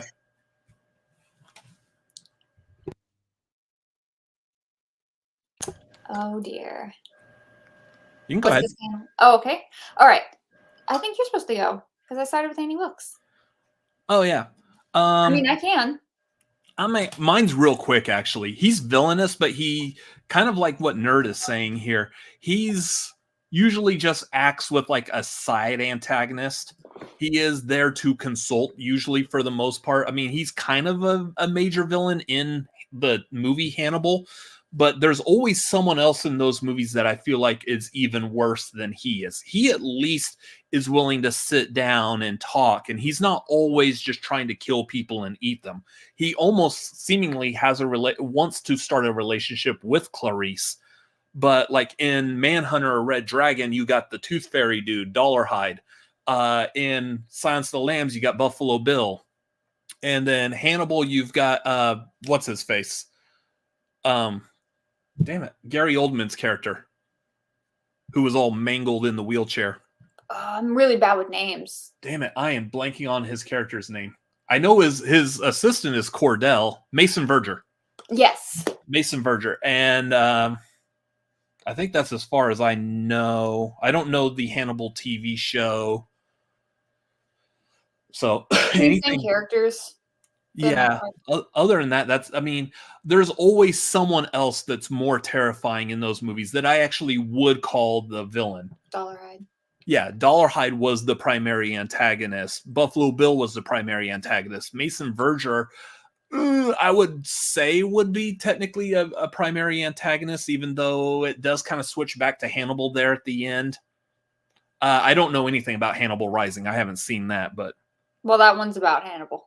Pre-jail, as I recall. I only watched it when it came out. I don't really remember. But It yeah, was funny. I don't necessarily think of Hannibal as being like the actual villain. Totally understandable. I think he just becomes more iconic because he is played very well by Anthony Hopkins. I keep wanting to say Perkins, and I need to stop myself and like reboot my brain and say Hopkins. But however, I do think for me, he is very much overshadowed by Mads Mikkelsen from the TV show because if you don't know, I have an extreme Mads Mikkelsen obsession.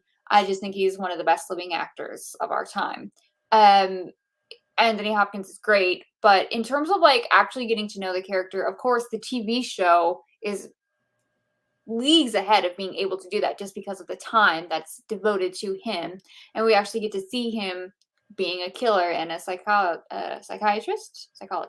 one of those things. Psychologist. I think he's a psychiatrist, right? Because he's a doctor. But I don't think I don't think he actually prescribes medication. That's the difference between them. Yeah, I know, but that's convoluted. He could probably be either one he wants to be. But Awesome. anyway, going back. But him being, I did a whole video, if anyone is interested, that goes a little bit deeper into talking about specifically Silence of the Lambs, because I do a deep dive on Buffalo Bill. But it is exactly what you said, that there's always a character that's more villainous in these movies that ends up unintentionally kind of alleviating a lot of his badness and his wrongdoings, which dude ate people. That's pretty bad. So the movies are a bit iffy for me, if I'm being honest. Red Dragon is by far away my favorite because I do just think Dollarhide is a very interesting character and he's not as problematic as Buffalo Bill is. Although I do love Goodbye Horses. It's a great song. I will not stop listening to it. Buffalo Bill for me, I would put next to Annie Wilkes. I'm okay with him being a little above her, but yeah, just in terms of being a villain, we really just don't get to see him being a villain. And Yeah. He's just, maybe I'd put him in D tier. I had him in D also. Yeah, I'm fine with D tier because I just looked and I thought, you know what? No, there's someone I want lower than him. Yes. I'm actually okay with putting him right there behind Pumpkinhead. I'm fine with that. Pumpkinhead's better. In fact, I applaud Pumpkinhead.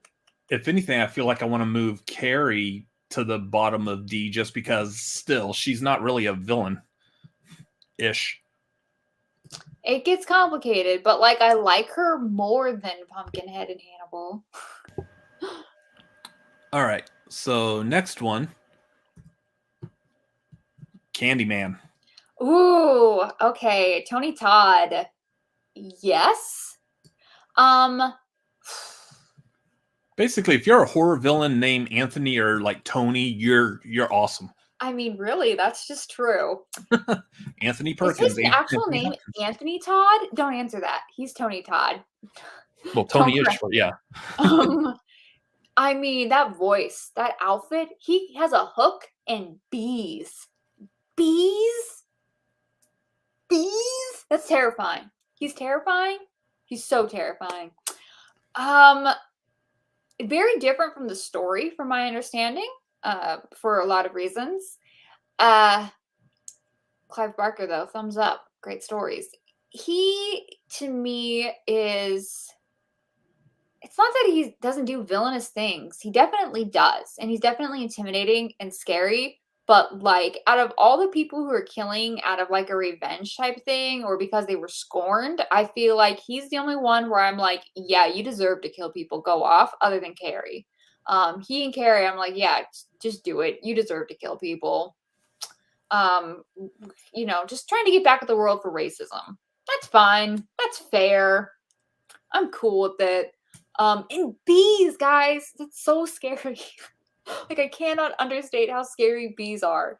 And bless Tony Todd for like doing that stuff with bees. That would have been a hard no for me. I'm like, you want me to do what with bees? No, thank you, pass. Don't care how much money is involved. That's a hard He put him in his mouth, and I think he got paid like either like $1,000 or $2,000 for each time a bee stung inside his mouth, and he ended up getting stung like I want to say it's like somewhere between 15 and 20 times. That's just no. So he made for a me. good decent amount of money just being No stung. for me. Couldn't have been more of a no for me. So I mean, I feel like along with Carrie, where it's like they did bad stuff. I mean, obviously Carrie's far more innocent. Yeah. But they did bad stuff, but it's like I'm behind the reasoning. Like it's totally fair. So I would put him near Norman. Above Freddie. That's where I think I were. Or maybe even above Norman. Yeah. So I was saying that like I feel like it's kind of hard to defeat a spirit like Candyman, a spirit that's created off of a legend, and then especially if you take into account the newest Candyman movie puts a twist on that and makes that the Candyman legend. I don't know how many times I've said his name so far. Are we still good? We're still safe? We're not good. We're dead. Okay, because I mean, I'm looking into a camera. I see me on the screen. This is technically a mirror. Did I say it any times, or did I keep saying Tony Todd and bees? I think I just said bees. I think I might be good. You might be dead, Robert. I'm screwed. Yeah. Anyways, because of the newer movie of him, they set up this idea that it's not just like the Tony Todd version, the Daniel Robitaille. It's not just him. The Candyman character is a character that goes from like person to person basically as needed. Yeah. And I think they established that more in this newer movie. And I don't think they really touched upon that in the previous like 3. I don't remember them talking about that. That someone other than Daniel Robitaille was ever a Candyman. It's just Tony Todd.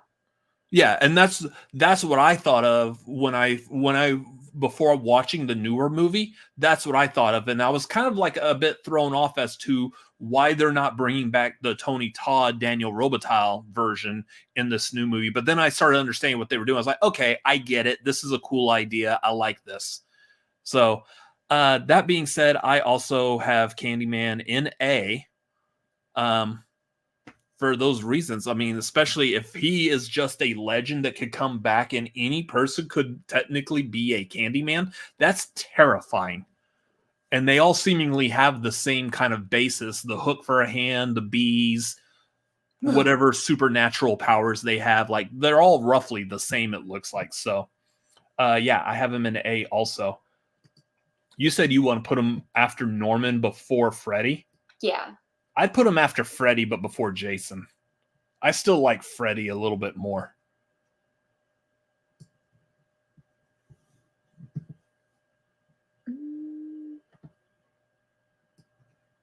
I mean, he's got to be before Jason for me. Yeah, that I'm fine with. Move. So put him before Jason, but after Freddy? That's You're fine. Okay with that? Yeah.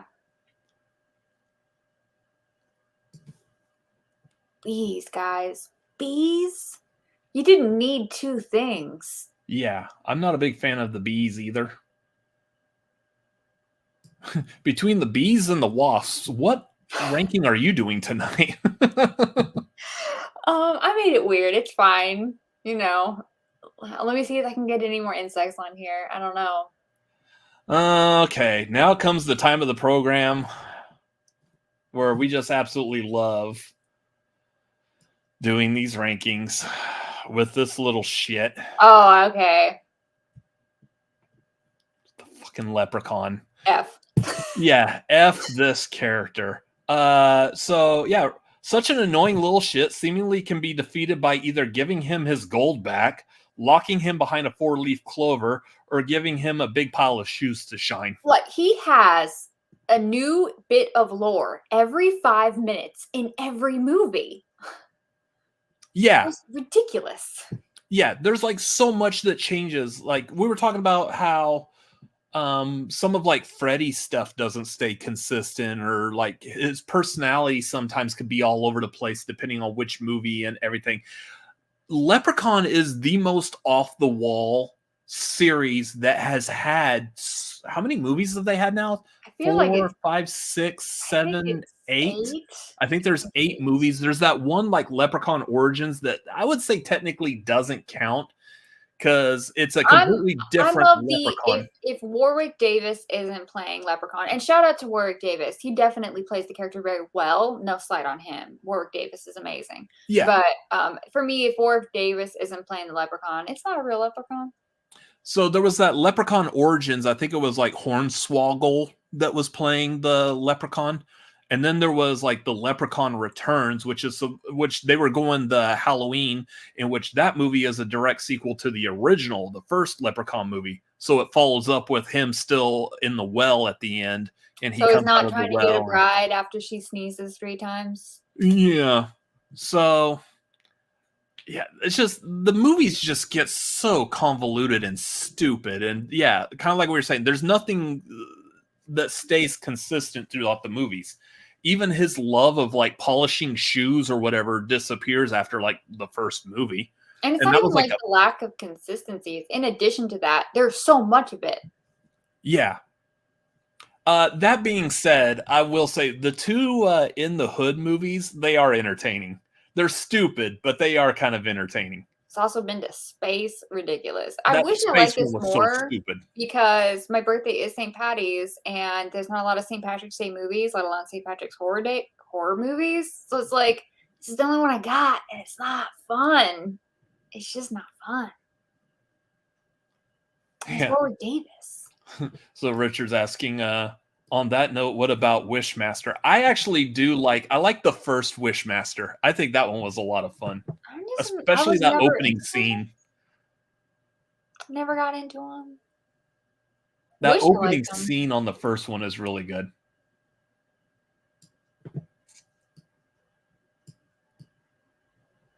Yeah, this is going F. F that dude. I mean, I'm actually gonna put him down He's the bottom. Yeah, he's gonna be the bottom of bottom here.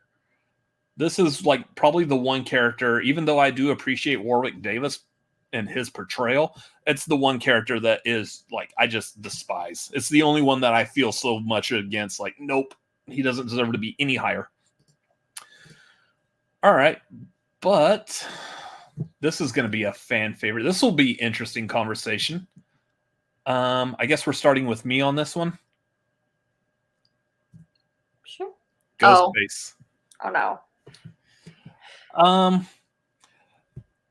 So overall, like, this is one that I'm going to talk about. I feel like we need to talk about Ghostface in general and not any specific person who has been a Ghostface, because they all have different motives, and sometimes their motives make sense. Sometimes they don't. Sometimes they're just wanting the popularity of being a serial killer.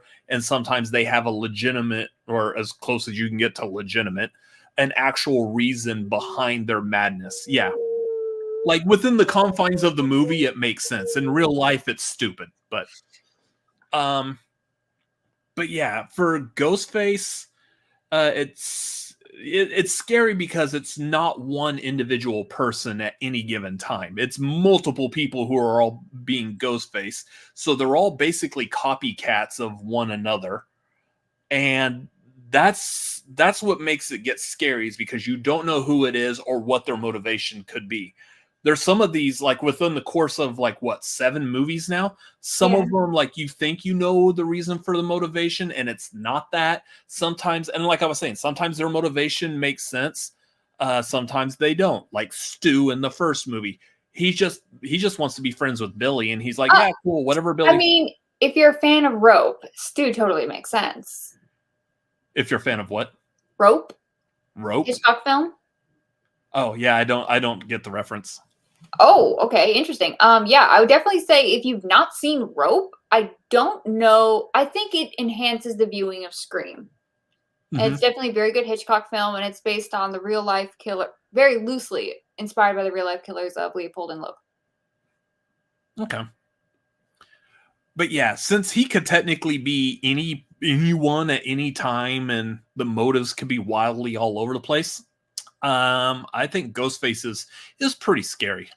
A good scary villain, but I have him in B. Okay, I'm getting a lot of hate for this. I'm putting him straight in F. Putting him in straight in F. One, it's different people that apparently can shapeshift depending on the height of the person playing them and the stunt double they got, and that pisses me off more than it should. But it makes me really mad. Like you're getting how much money to make this movie, and you can't. Okay, it's fine. It's not fine. I'm so mad about it. Relaxing, calming breath. No, I don't necessarily like Ghostface as a killer post the initial trilogy, and we've had quite a few movies since then. So it's like I'm like 50, a little less than 50, like 40, 60. I think the number would be 40, 60. You know, I like less than half of them. I don't. They're the only ones that are like just people, and they die in every movie, Mm-hmm. and it's boring now, and it's lame. Yes, definitely diminishing returns. I feel like it's ridiculous that we are getting entire movies devoted to them at this point, where they're just normal people. Like, girl, get a gun. this is very simple. I don't know.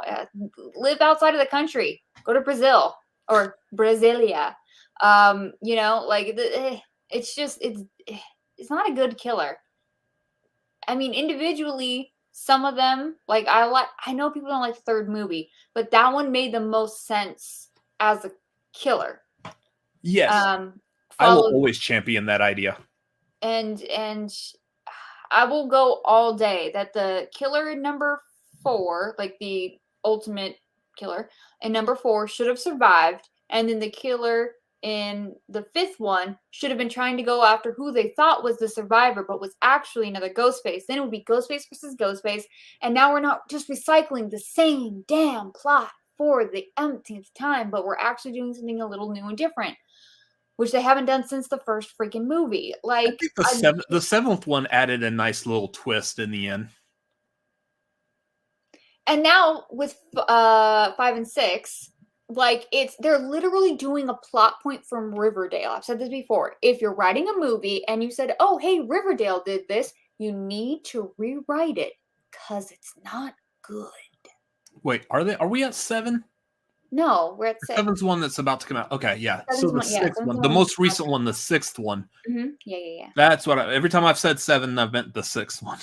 It's fine. We knew what you were talking about. Numbers are hard. Numbers, but yeah, like just don't do Riverdale, guys. Just don't do that.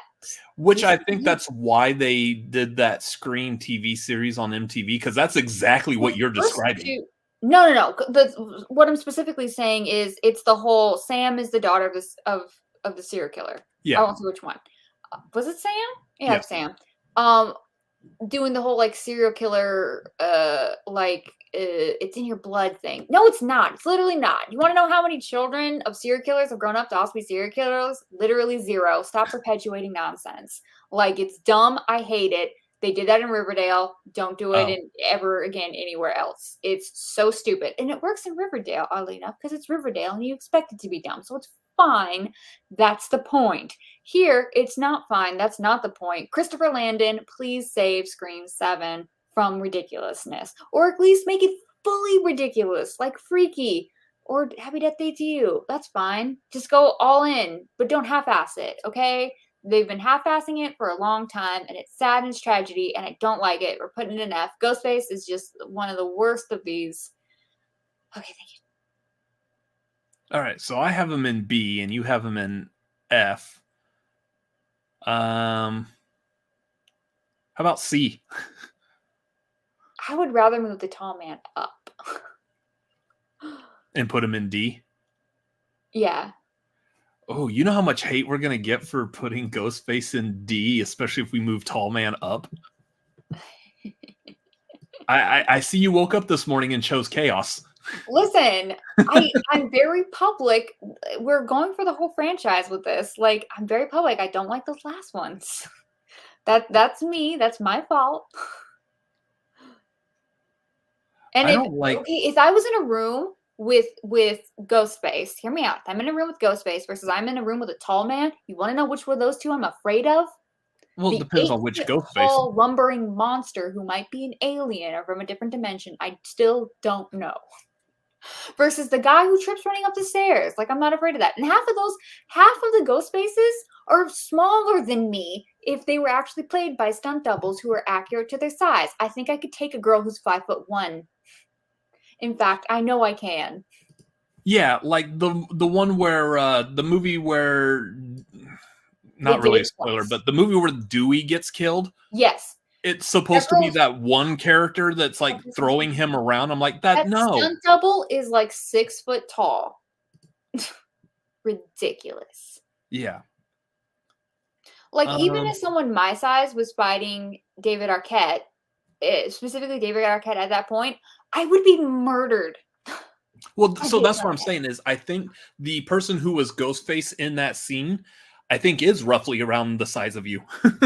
So yeah, I don't believe that person is capable of like getting into a full-on tussle with David Arquette, who I think was armed with a gun at the time, and then also the fact that they're Ghostface, so they're wearing this long robe, they got this long cumbersome mask on. I don't believe it. So ridiculous. Anyways, next one. Also another one of my favorites that we'll see where it actually lands because most of my favorites are not actually that high on this. I'm so sorry. Jigsaw. Oh, I'm so sorry. This one's going to be hard because I think the opinion of Jigsaw has just recently like shifted after this last movie. So I haven't seen the last one. Okay. Well, I mean, I'm not doing spoilers for it, but so I'll say this is hard because it's up to you. Essentially, it's up to you to be a decent person. And if you're not a decent person, you better hope Jigsaw doesn't catch you not being a decent person. Therefore, technically, you are your own villain, according to Jigsaw. Now, realistically, in real life, I know throughout the courses of the Saw movies, they keep saying that like Jigsaw's not a serial killer. He's never actually killing. Like whatever stupid bullshit you wanna your lawyer speak. He's a serial killer. All right, he puts these people in these traps and causes them to either mangle themselves or basically kill themselves. He is a serial killer. That's criminal negligence. No, it's even more than that. But for, that's legalese, but for. They would be alive, but for his actions. Yeah. What's the but for? For pooping. Anyways, a little South Park reference. But yeah, it's like none of that would hold up in court. He is the villain. He is like the mastermind. He's definitely a serial killer. Now, going to Saw X, they definitely put a spin on him where they made him more of an anti-hero. You did feel for him specifically because at the end of the day, he is still a person that has to deal with person things like his medical condition. And like you feel bad that he had his hopes up that he was going to get cured and then find out he was being scammed. In which case, I will argue out of all the people you could have scammed, why John Kramer? That was the dumbest idea ever. But that being said, yes, he is still a villain. He is still evil. He is a serial killer, no matter what movie you're watching, at what point in time or whatever. He is a villain. And I have him in B. Okay. I'm going to take everything you just said. I respect it. I love that you love them. I hate these movies with a fiery passion and trauma. So much trauma. I'm Jamie Lee Curtis over here with the trauma. All right. Straight up down to F. I don't like this man to any capacity. I went with likability on this ranking. I said that at the get. Okay. I don't like him. Like, there's nothing that excuses his actions. There's nothing that excuses this person's action. He could be killing the people on this list, and still I would say he went too far. Like, there is nothing, that needle scene, there is nothing on this planet you could do. You could be Adolf Hitler. You would not deserve that needle scene, okay? It was gross. I don't like it. I watch a lot. I have seen over 1,000 horror movies, and it might surprise people to learn I actually don't like gore. I'm squeamish as hell. I hate seeing people get hurt in movies that focus on that, and the primary goal of it is pain. This is a man. You can say all day long that he's doing bad things to bad people, but that's not true. You have to be the worst kind of person to hear someone in pain and continue to put them in pain. He likes doing this. He wants to do this. He's using an excuse that, they did something bad. Nothing excuses anything that he did, okay? This dude is a no. Just no. Hate everything about him from start to top. Yuck. That's the final thing here. Yuck. And I will never forgive the filmmakers for that needle scene. Ever. So you have him an F. Yes. But I mean, he's an effective villain, even by everything you said. Like, yeah, you might not like the gore, but you had the choice, Robert. When I asked you, how are we ranking these? You had the choice to say we're ranking them by how villainous they are. That's not what you said. You said whatever. Sure. Okay, so I went with likability because I'm a nice, sweet, innocent horror movie lover. Well, so what we'll do is we'll table this right now. She's going to go watch Saw X, and then we'll come back and talk about it. I've only seen 5 of them, I think. Whatever the last one that came out when I was still in high school. So the thing is, my maternal unit loved these movies. So every time one of these came out, she would watch all of them. So nice little innocent high school Carrie White me would come home. I would find the house completely black. She would have a table set up with all the movies in a row, and she would just be watching them, sitting there in her rocking chair, just watching them. It was horrifying. That was the scare. To be clear, my maternal unit's scarier than all of these people combined. Really. Tragic. I hate these movies. Yuck. All right, so I say B and you say F.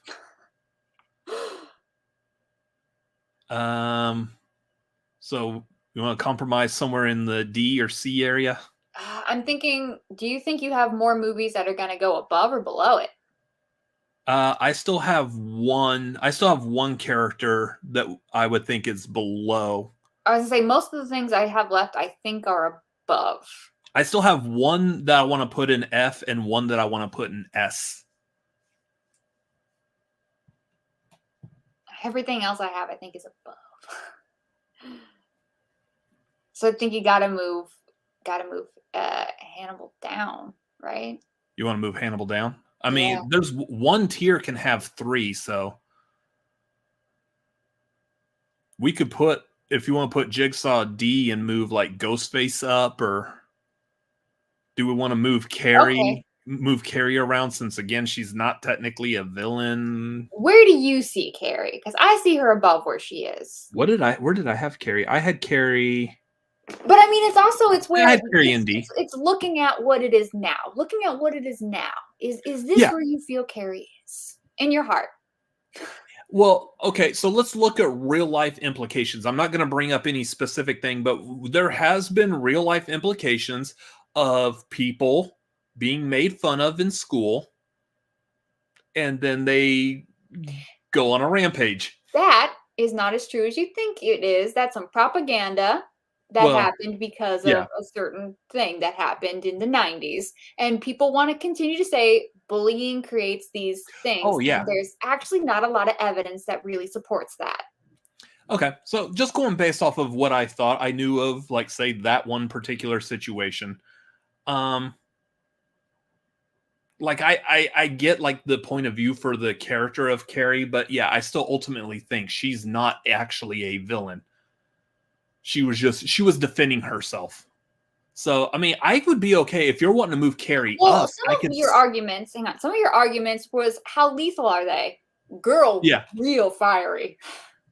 Yeah, like, I mean, there's like 100. You were going to die. There's 100-something people that died in the gym. So that's just an argument, throwing that out there for you, since that's been something you've mentioned. Okay.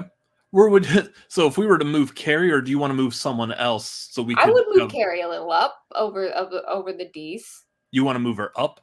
Yeah. instead of down, where you're wanting to play more into she is actually a villain rather than. Okay, we have quite a few of these that aren't actually villains, but you didn't want to have a dedicated these ones aren't actually villain slot like I tried to do twice. You rejected me, Robert. I tried so hard. Where do you want to move Carrie to? I would just move her up to C. We can put her behind the tall man. I need a sip of water. I can't enunciate. And slide Jigsaw into like top of D. Top of the D. So you want to bump Ghostface down a bit? Yeah, because you had him higher, right? Jigsaw. Yeah.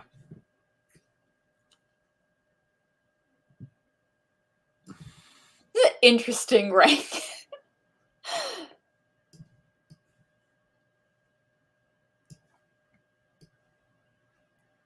I mean, really, Carrie might be the most lethal of all of them. I mean, in one go?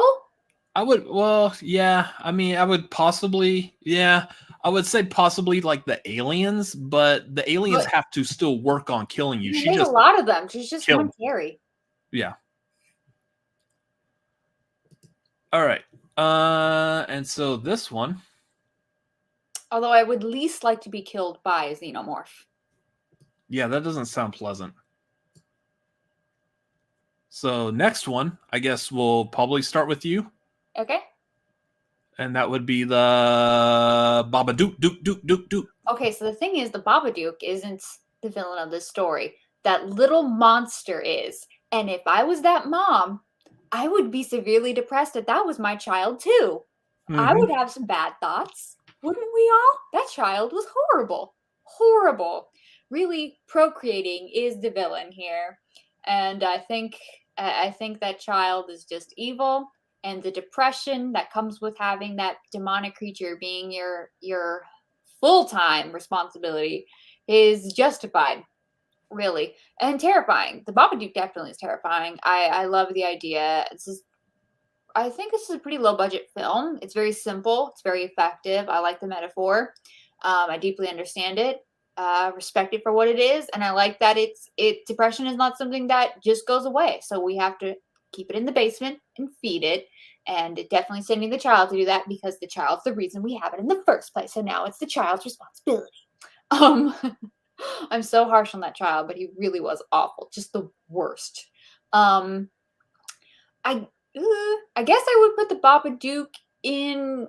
I mean, I'm not sure where you're putting it. I'm fine with it. It's kind of middle for me, so I guess I would put it in B. Because, depression is hard to battle. And once it's got you, it's got you. Mm-hmm. So hard to fight depression. So I agree with that.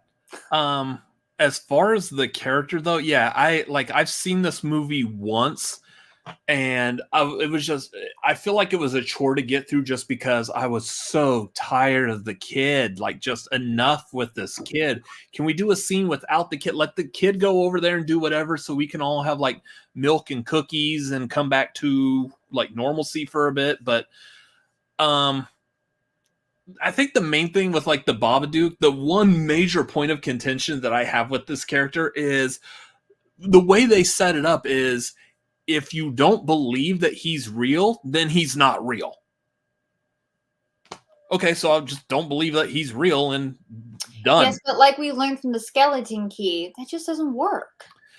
Well, so what's funny is like I thought of this as basically the focal point of my argument about my opinion of the Babadook, when also realizing that they also did a similar kind of thing with Freddy in the first movie. If Nancy doesn't believe in Freddy anymore, he just disappeared. Yeah, but the ending shows that that's not true. Yeah, but then he comes back and I think it more kind of goes into the thematics of the film where this is supposed to be depression. And I think it's just pretending like you don't have it, just kind of compartmentalizes the problem. And like, it doesn't actually make it go away. That's I deal with really bad depression. But yeah, I'm not a fan of the character or the movie. I have Babadook is my final F.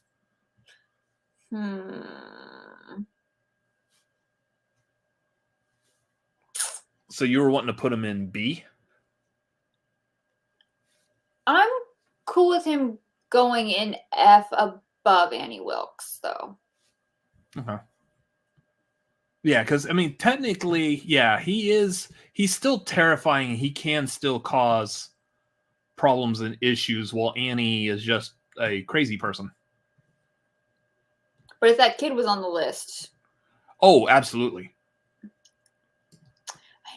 Like, too bad we actually just didn't do this of like subverting all expectations, and we're not talking about like Michael Myers or Jason. We're talking about like all the other people that made them who they are, like the actual villains.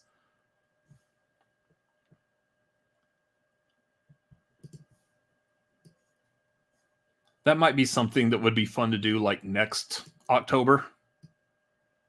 Like, here's the actual real villains of this horror movie. Where are we going to put Chris Hargensen at? Do I know who that is? The main girl who was bullying Carrie.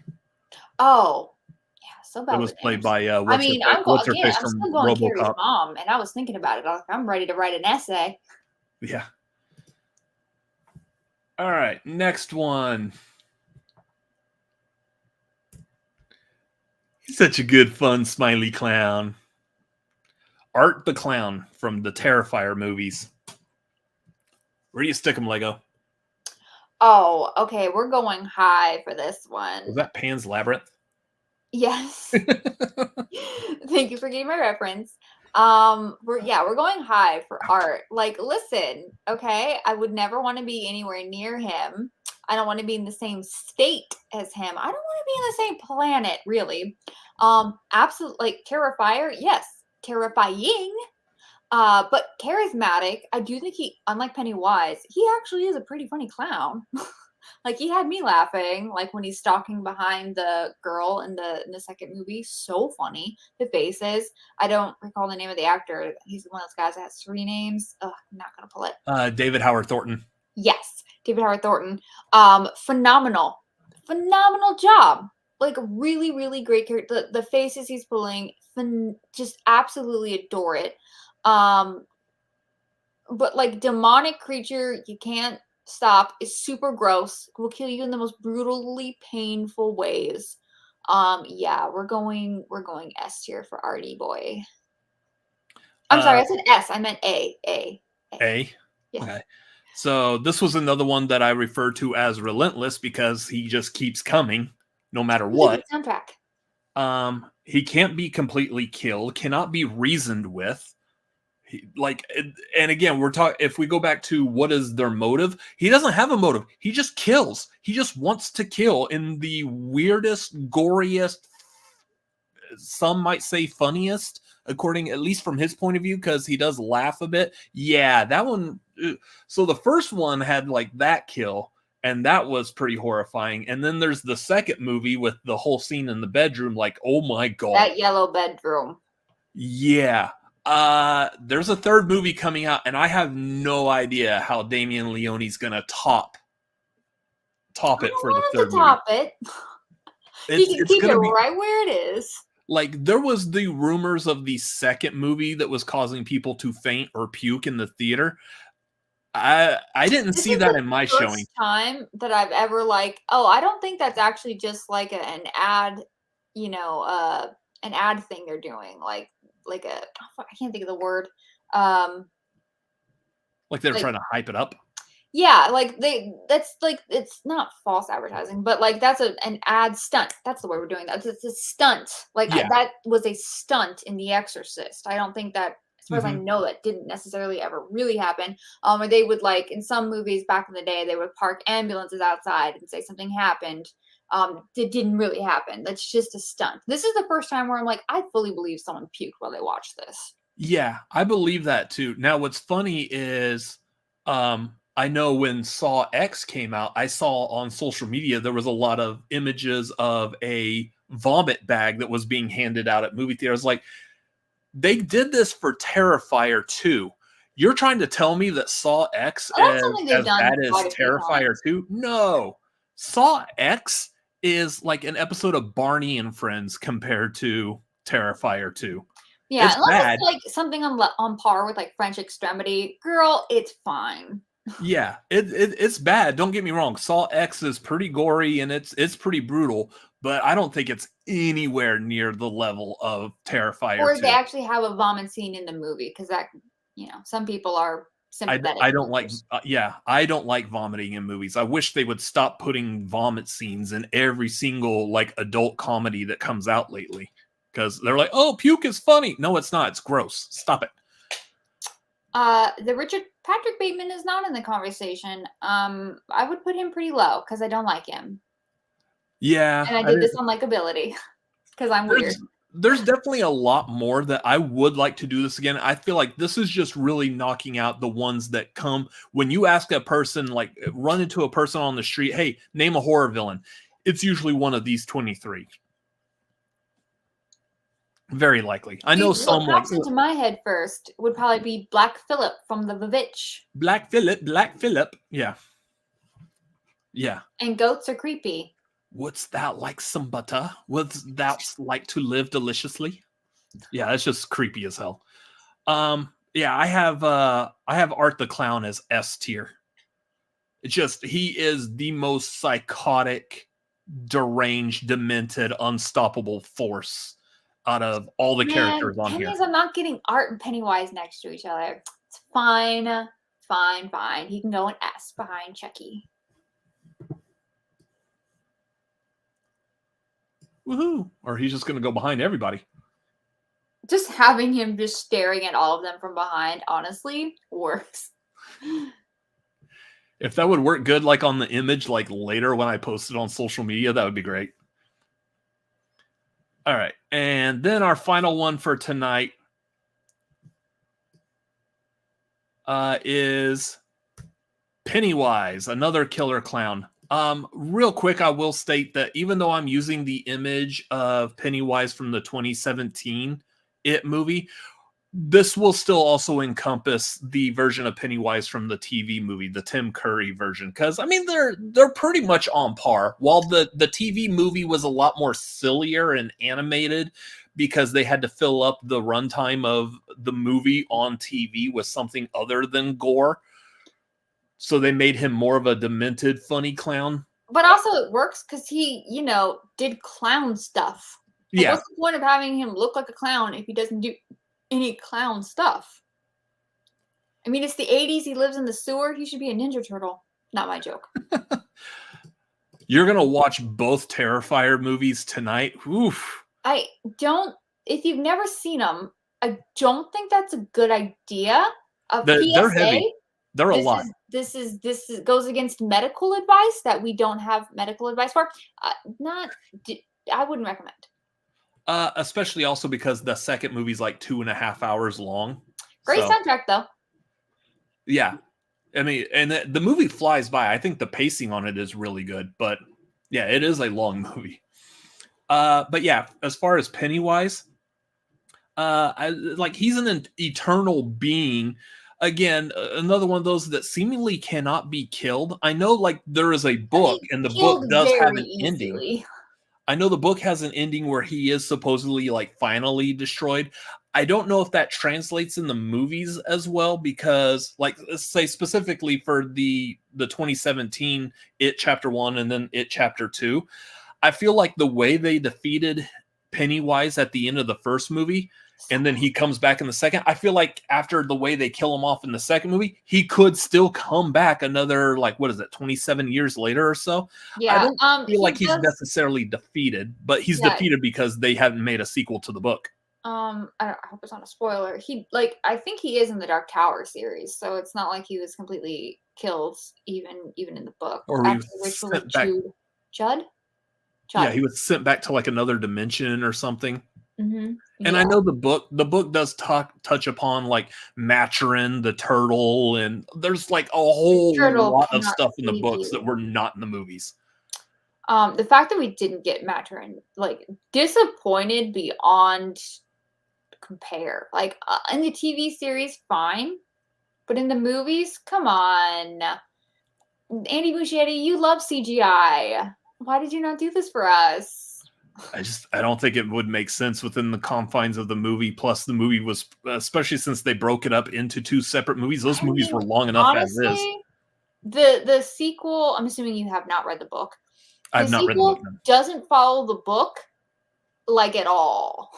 Almost. It departs so much from the book that I'm like, this is just, you made it a video game, find the magical pointless MacGuffin. I don't understand. And you split all the characters up. This is real dumb. I don't like the chapter 2 very much. I'm not actually a big fan of chapter 1 either. I'm like the only person who isn't, because the overuse of CGI. Pennywise as a character in the films, to me, is not that great. I very much prefer Jim Carrey's, not only his performance, and I am a very big fan of Bill Skarsgård. I quite like him, going back to like Hemlock Grove days. But you know, again, at least Tim Curry was allowed to be an actual clown. Like, he could be terrifying, but you know, he could also just be playing with balloons and stuff next to you. Like, it's like, that just made more sense. Not to compare the two. For me, Pennywise, though, is scary, but like in the films anyway, and in the TV series, pretty easily defeated. A bunch of kids go and like, bunch of people in their 40s go and rip out his deadlights. Fine. Or even worse, a bunch of people in their early 40s are like, we don't, you know, you're short. We're going to bully you until you shrink, and then we're going to lock you away. I would put Pennywise maybe above Jigsaw in D tier. Okay. I had him in A.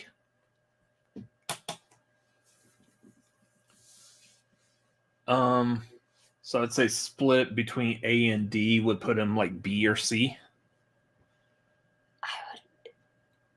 Would you put him before or after Pinhead?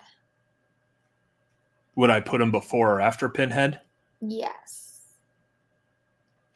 I think I would put Pinhead above Pennywise, because Pennywise, for the most part, he just seems to be scaring the kids. Yes, he does kill eventually at some point, but he spends most of the movies in all the movies, including the Tim Curry version.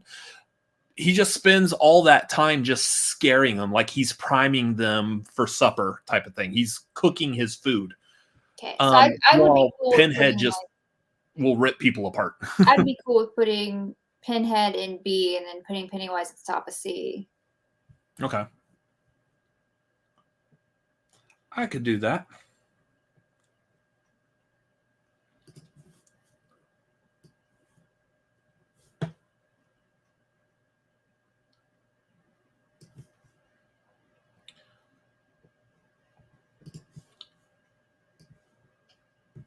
All right, so any final moving arounds? In my heart of hearts, Jason is higher, but otherwise, I'm fine with everything. How high would you want Jason to go? I mean, would you put him above anyone in A tier? Because if not, that's fine. But in my heart of hearts. The only reason I could see an argument for putting him higher is if you are, if you're going to go from the argument of just being an icon. I mean, he's just a better killer than Freddy, okay? But Freddy's more creative. I get it. But has Freddy ever grabbed someone in a sleeping bag and just swung them like a baseball bat up against a tree and killed them? Damn it, you sold me on that alone. Because that is like easily the quintessential, like, best Jason kill. So we'll move Jason above Freddy and just knock Freddy and Candyman down. Yeah, I'm good with that.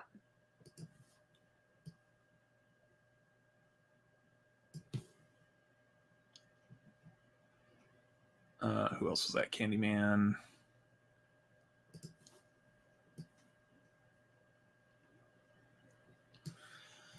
So I'm happy with the S tier. I'm good with Okay. A, Cool.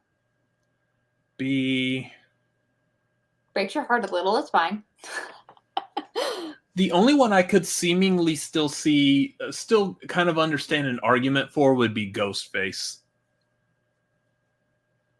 I could see Ghostface still being a little bit higher, but it's just a matter of if you can separate the individual people who are playing, who are Ghostface according to the story, versus looking at Ghostface as an all-around horror character himself. I mean, I could see Ghostface at the top of D. I really just... It's really hard because every Ghostface is different. Mm-hmm. Now, if you wanted to rank within the Ghostface, Roman. Oh, yeah. Roman. In which case, there's been enough like Scream movies so far. I think we could actually do a pretty decent tier list of like all the ghost faces. I'd go 3, 2, 1, 5, 4, 6 for me. But you're combining like the ones where Ghostface is more than one person. You're just looking at them like you're combining. Well, like I Debbie shouldn't and have Nikki. said who the killer was. I didn't mean to do that. I apologize for anyone who hasn't seen it. And then I realized, oops, I just spoiled who it was. And you said not to do that, and I suck, and that's my bad. I just said it too. From the early 2000s, though. So then at that point, I stopped and just did the numbers. Okay. Yeah, I mean that would be my only argument is I would want to see Ghostface maybe a little higher. But you're saying you would definitely you can put him above Jigsaw, but I just would not put Ghostface above Carrie. Okay, I can keep him where he's at. I like Jigsaw where he's at also. So, all right, so that is going to be the ranking. So I'll clean this up and I'll put it on social media for everyone to go after where they think it's going to go. This should be interesting because I feel like a lot of people are going to have opinions on this one. Although PLD already said he blames you, so yeah, that figures. I'm saved there. I would expect nothing but the best out of him on that. So.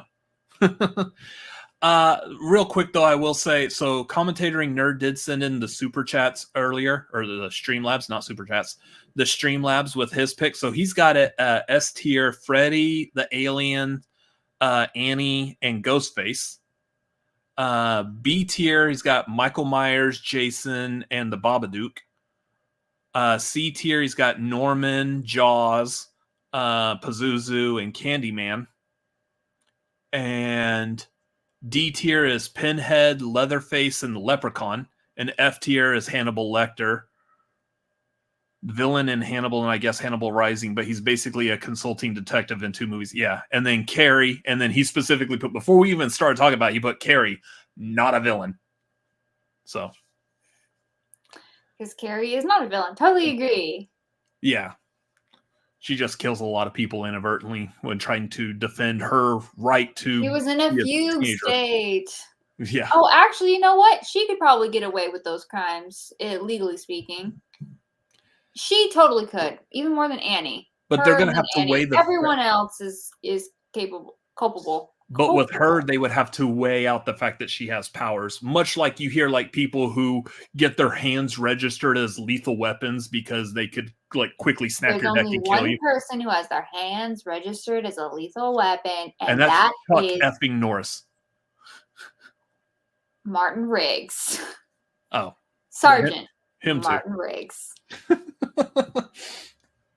Anyways, that is the board and the rankings. So again, I'll clear that up, put it on social media. If y'all see it, feel free to retweet it and leave your comments and everything on there.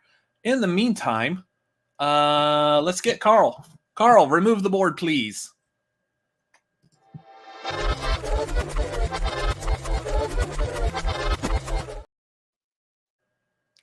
Carl's efficient.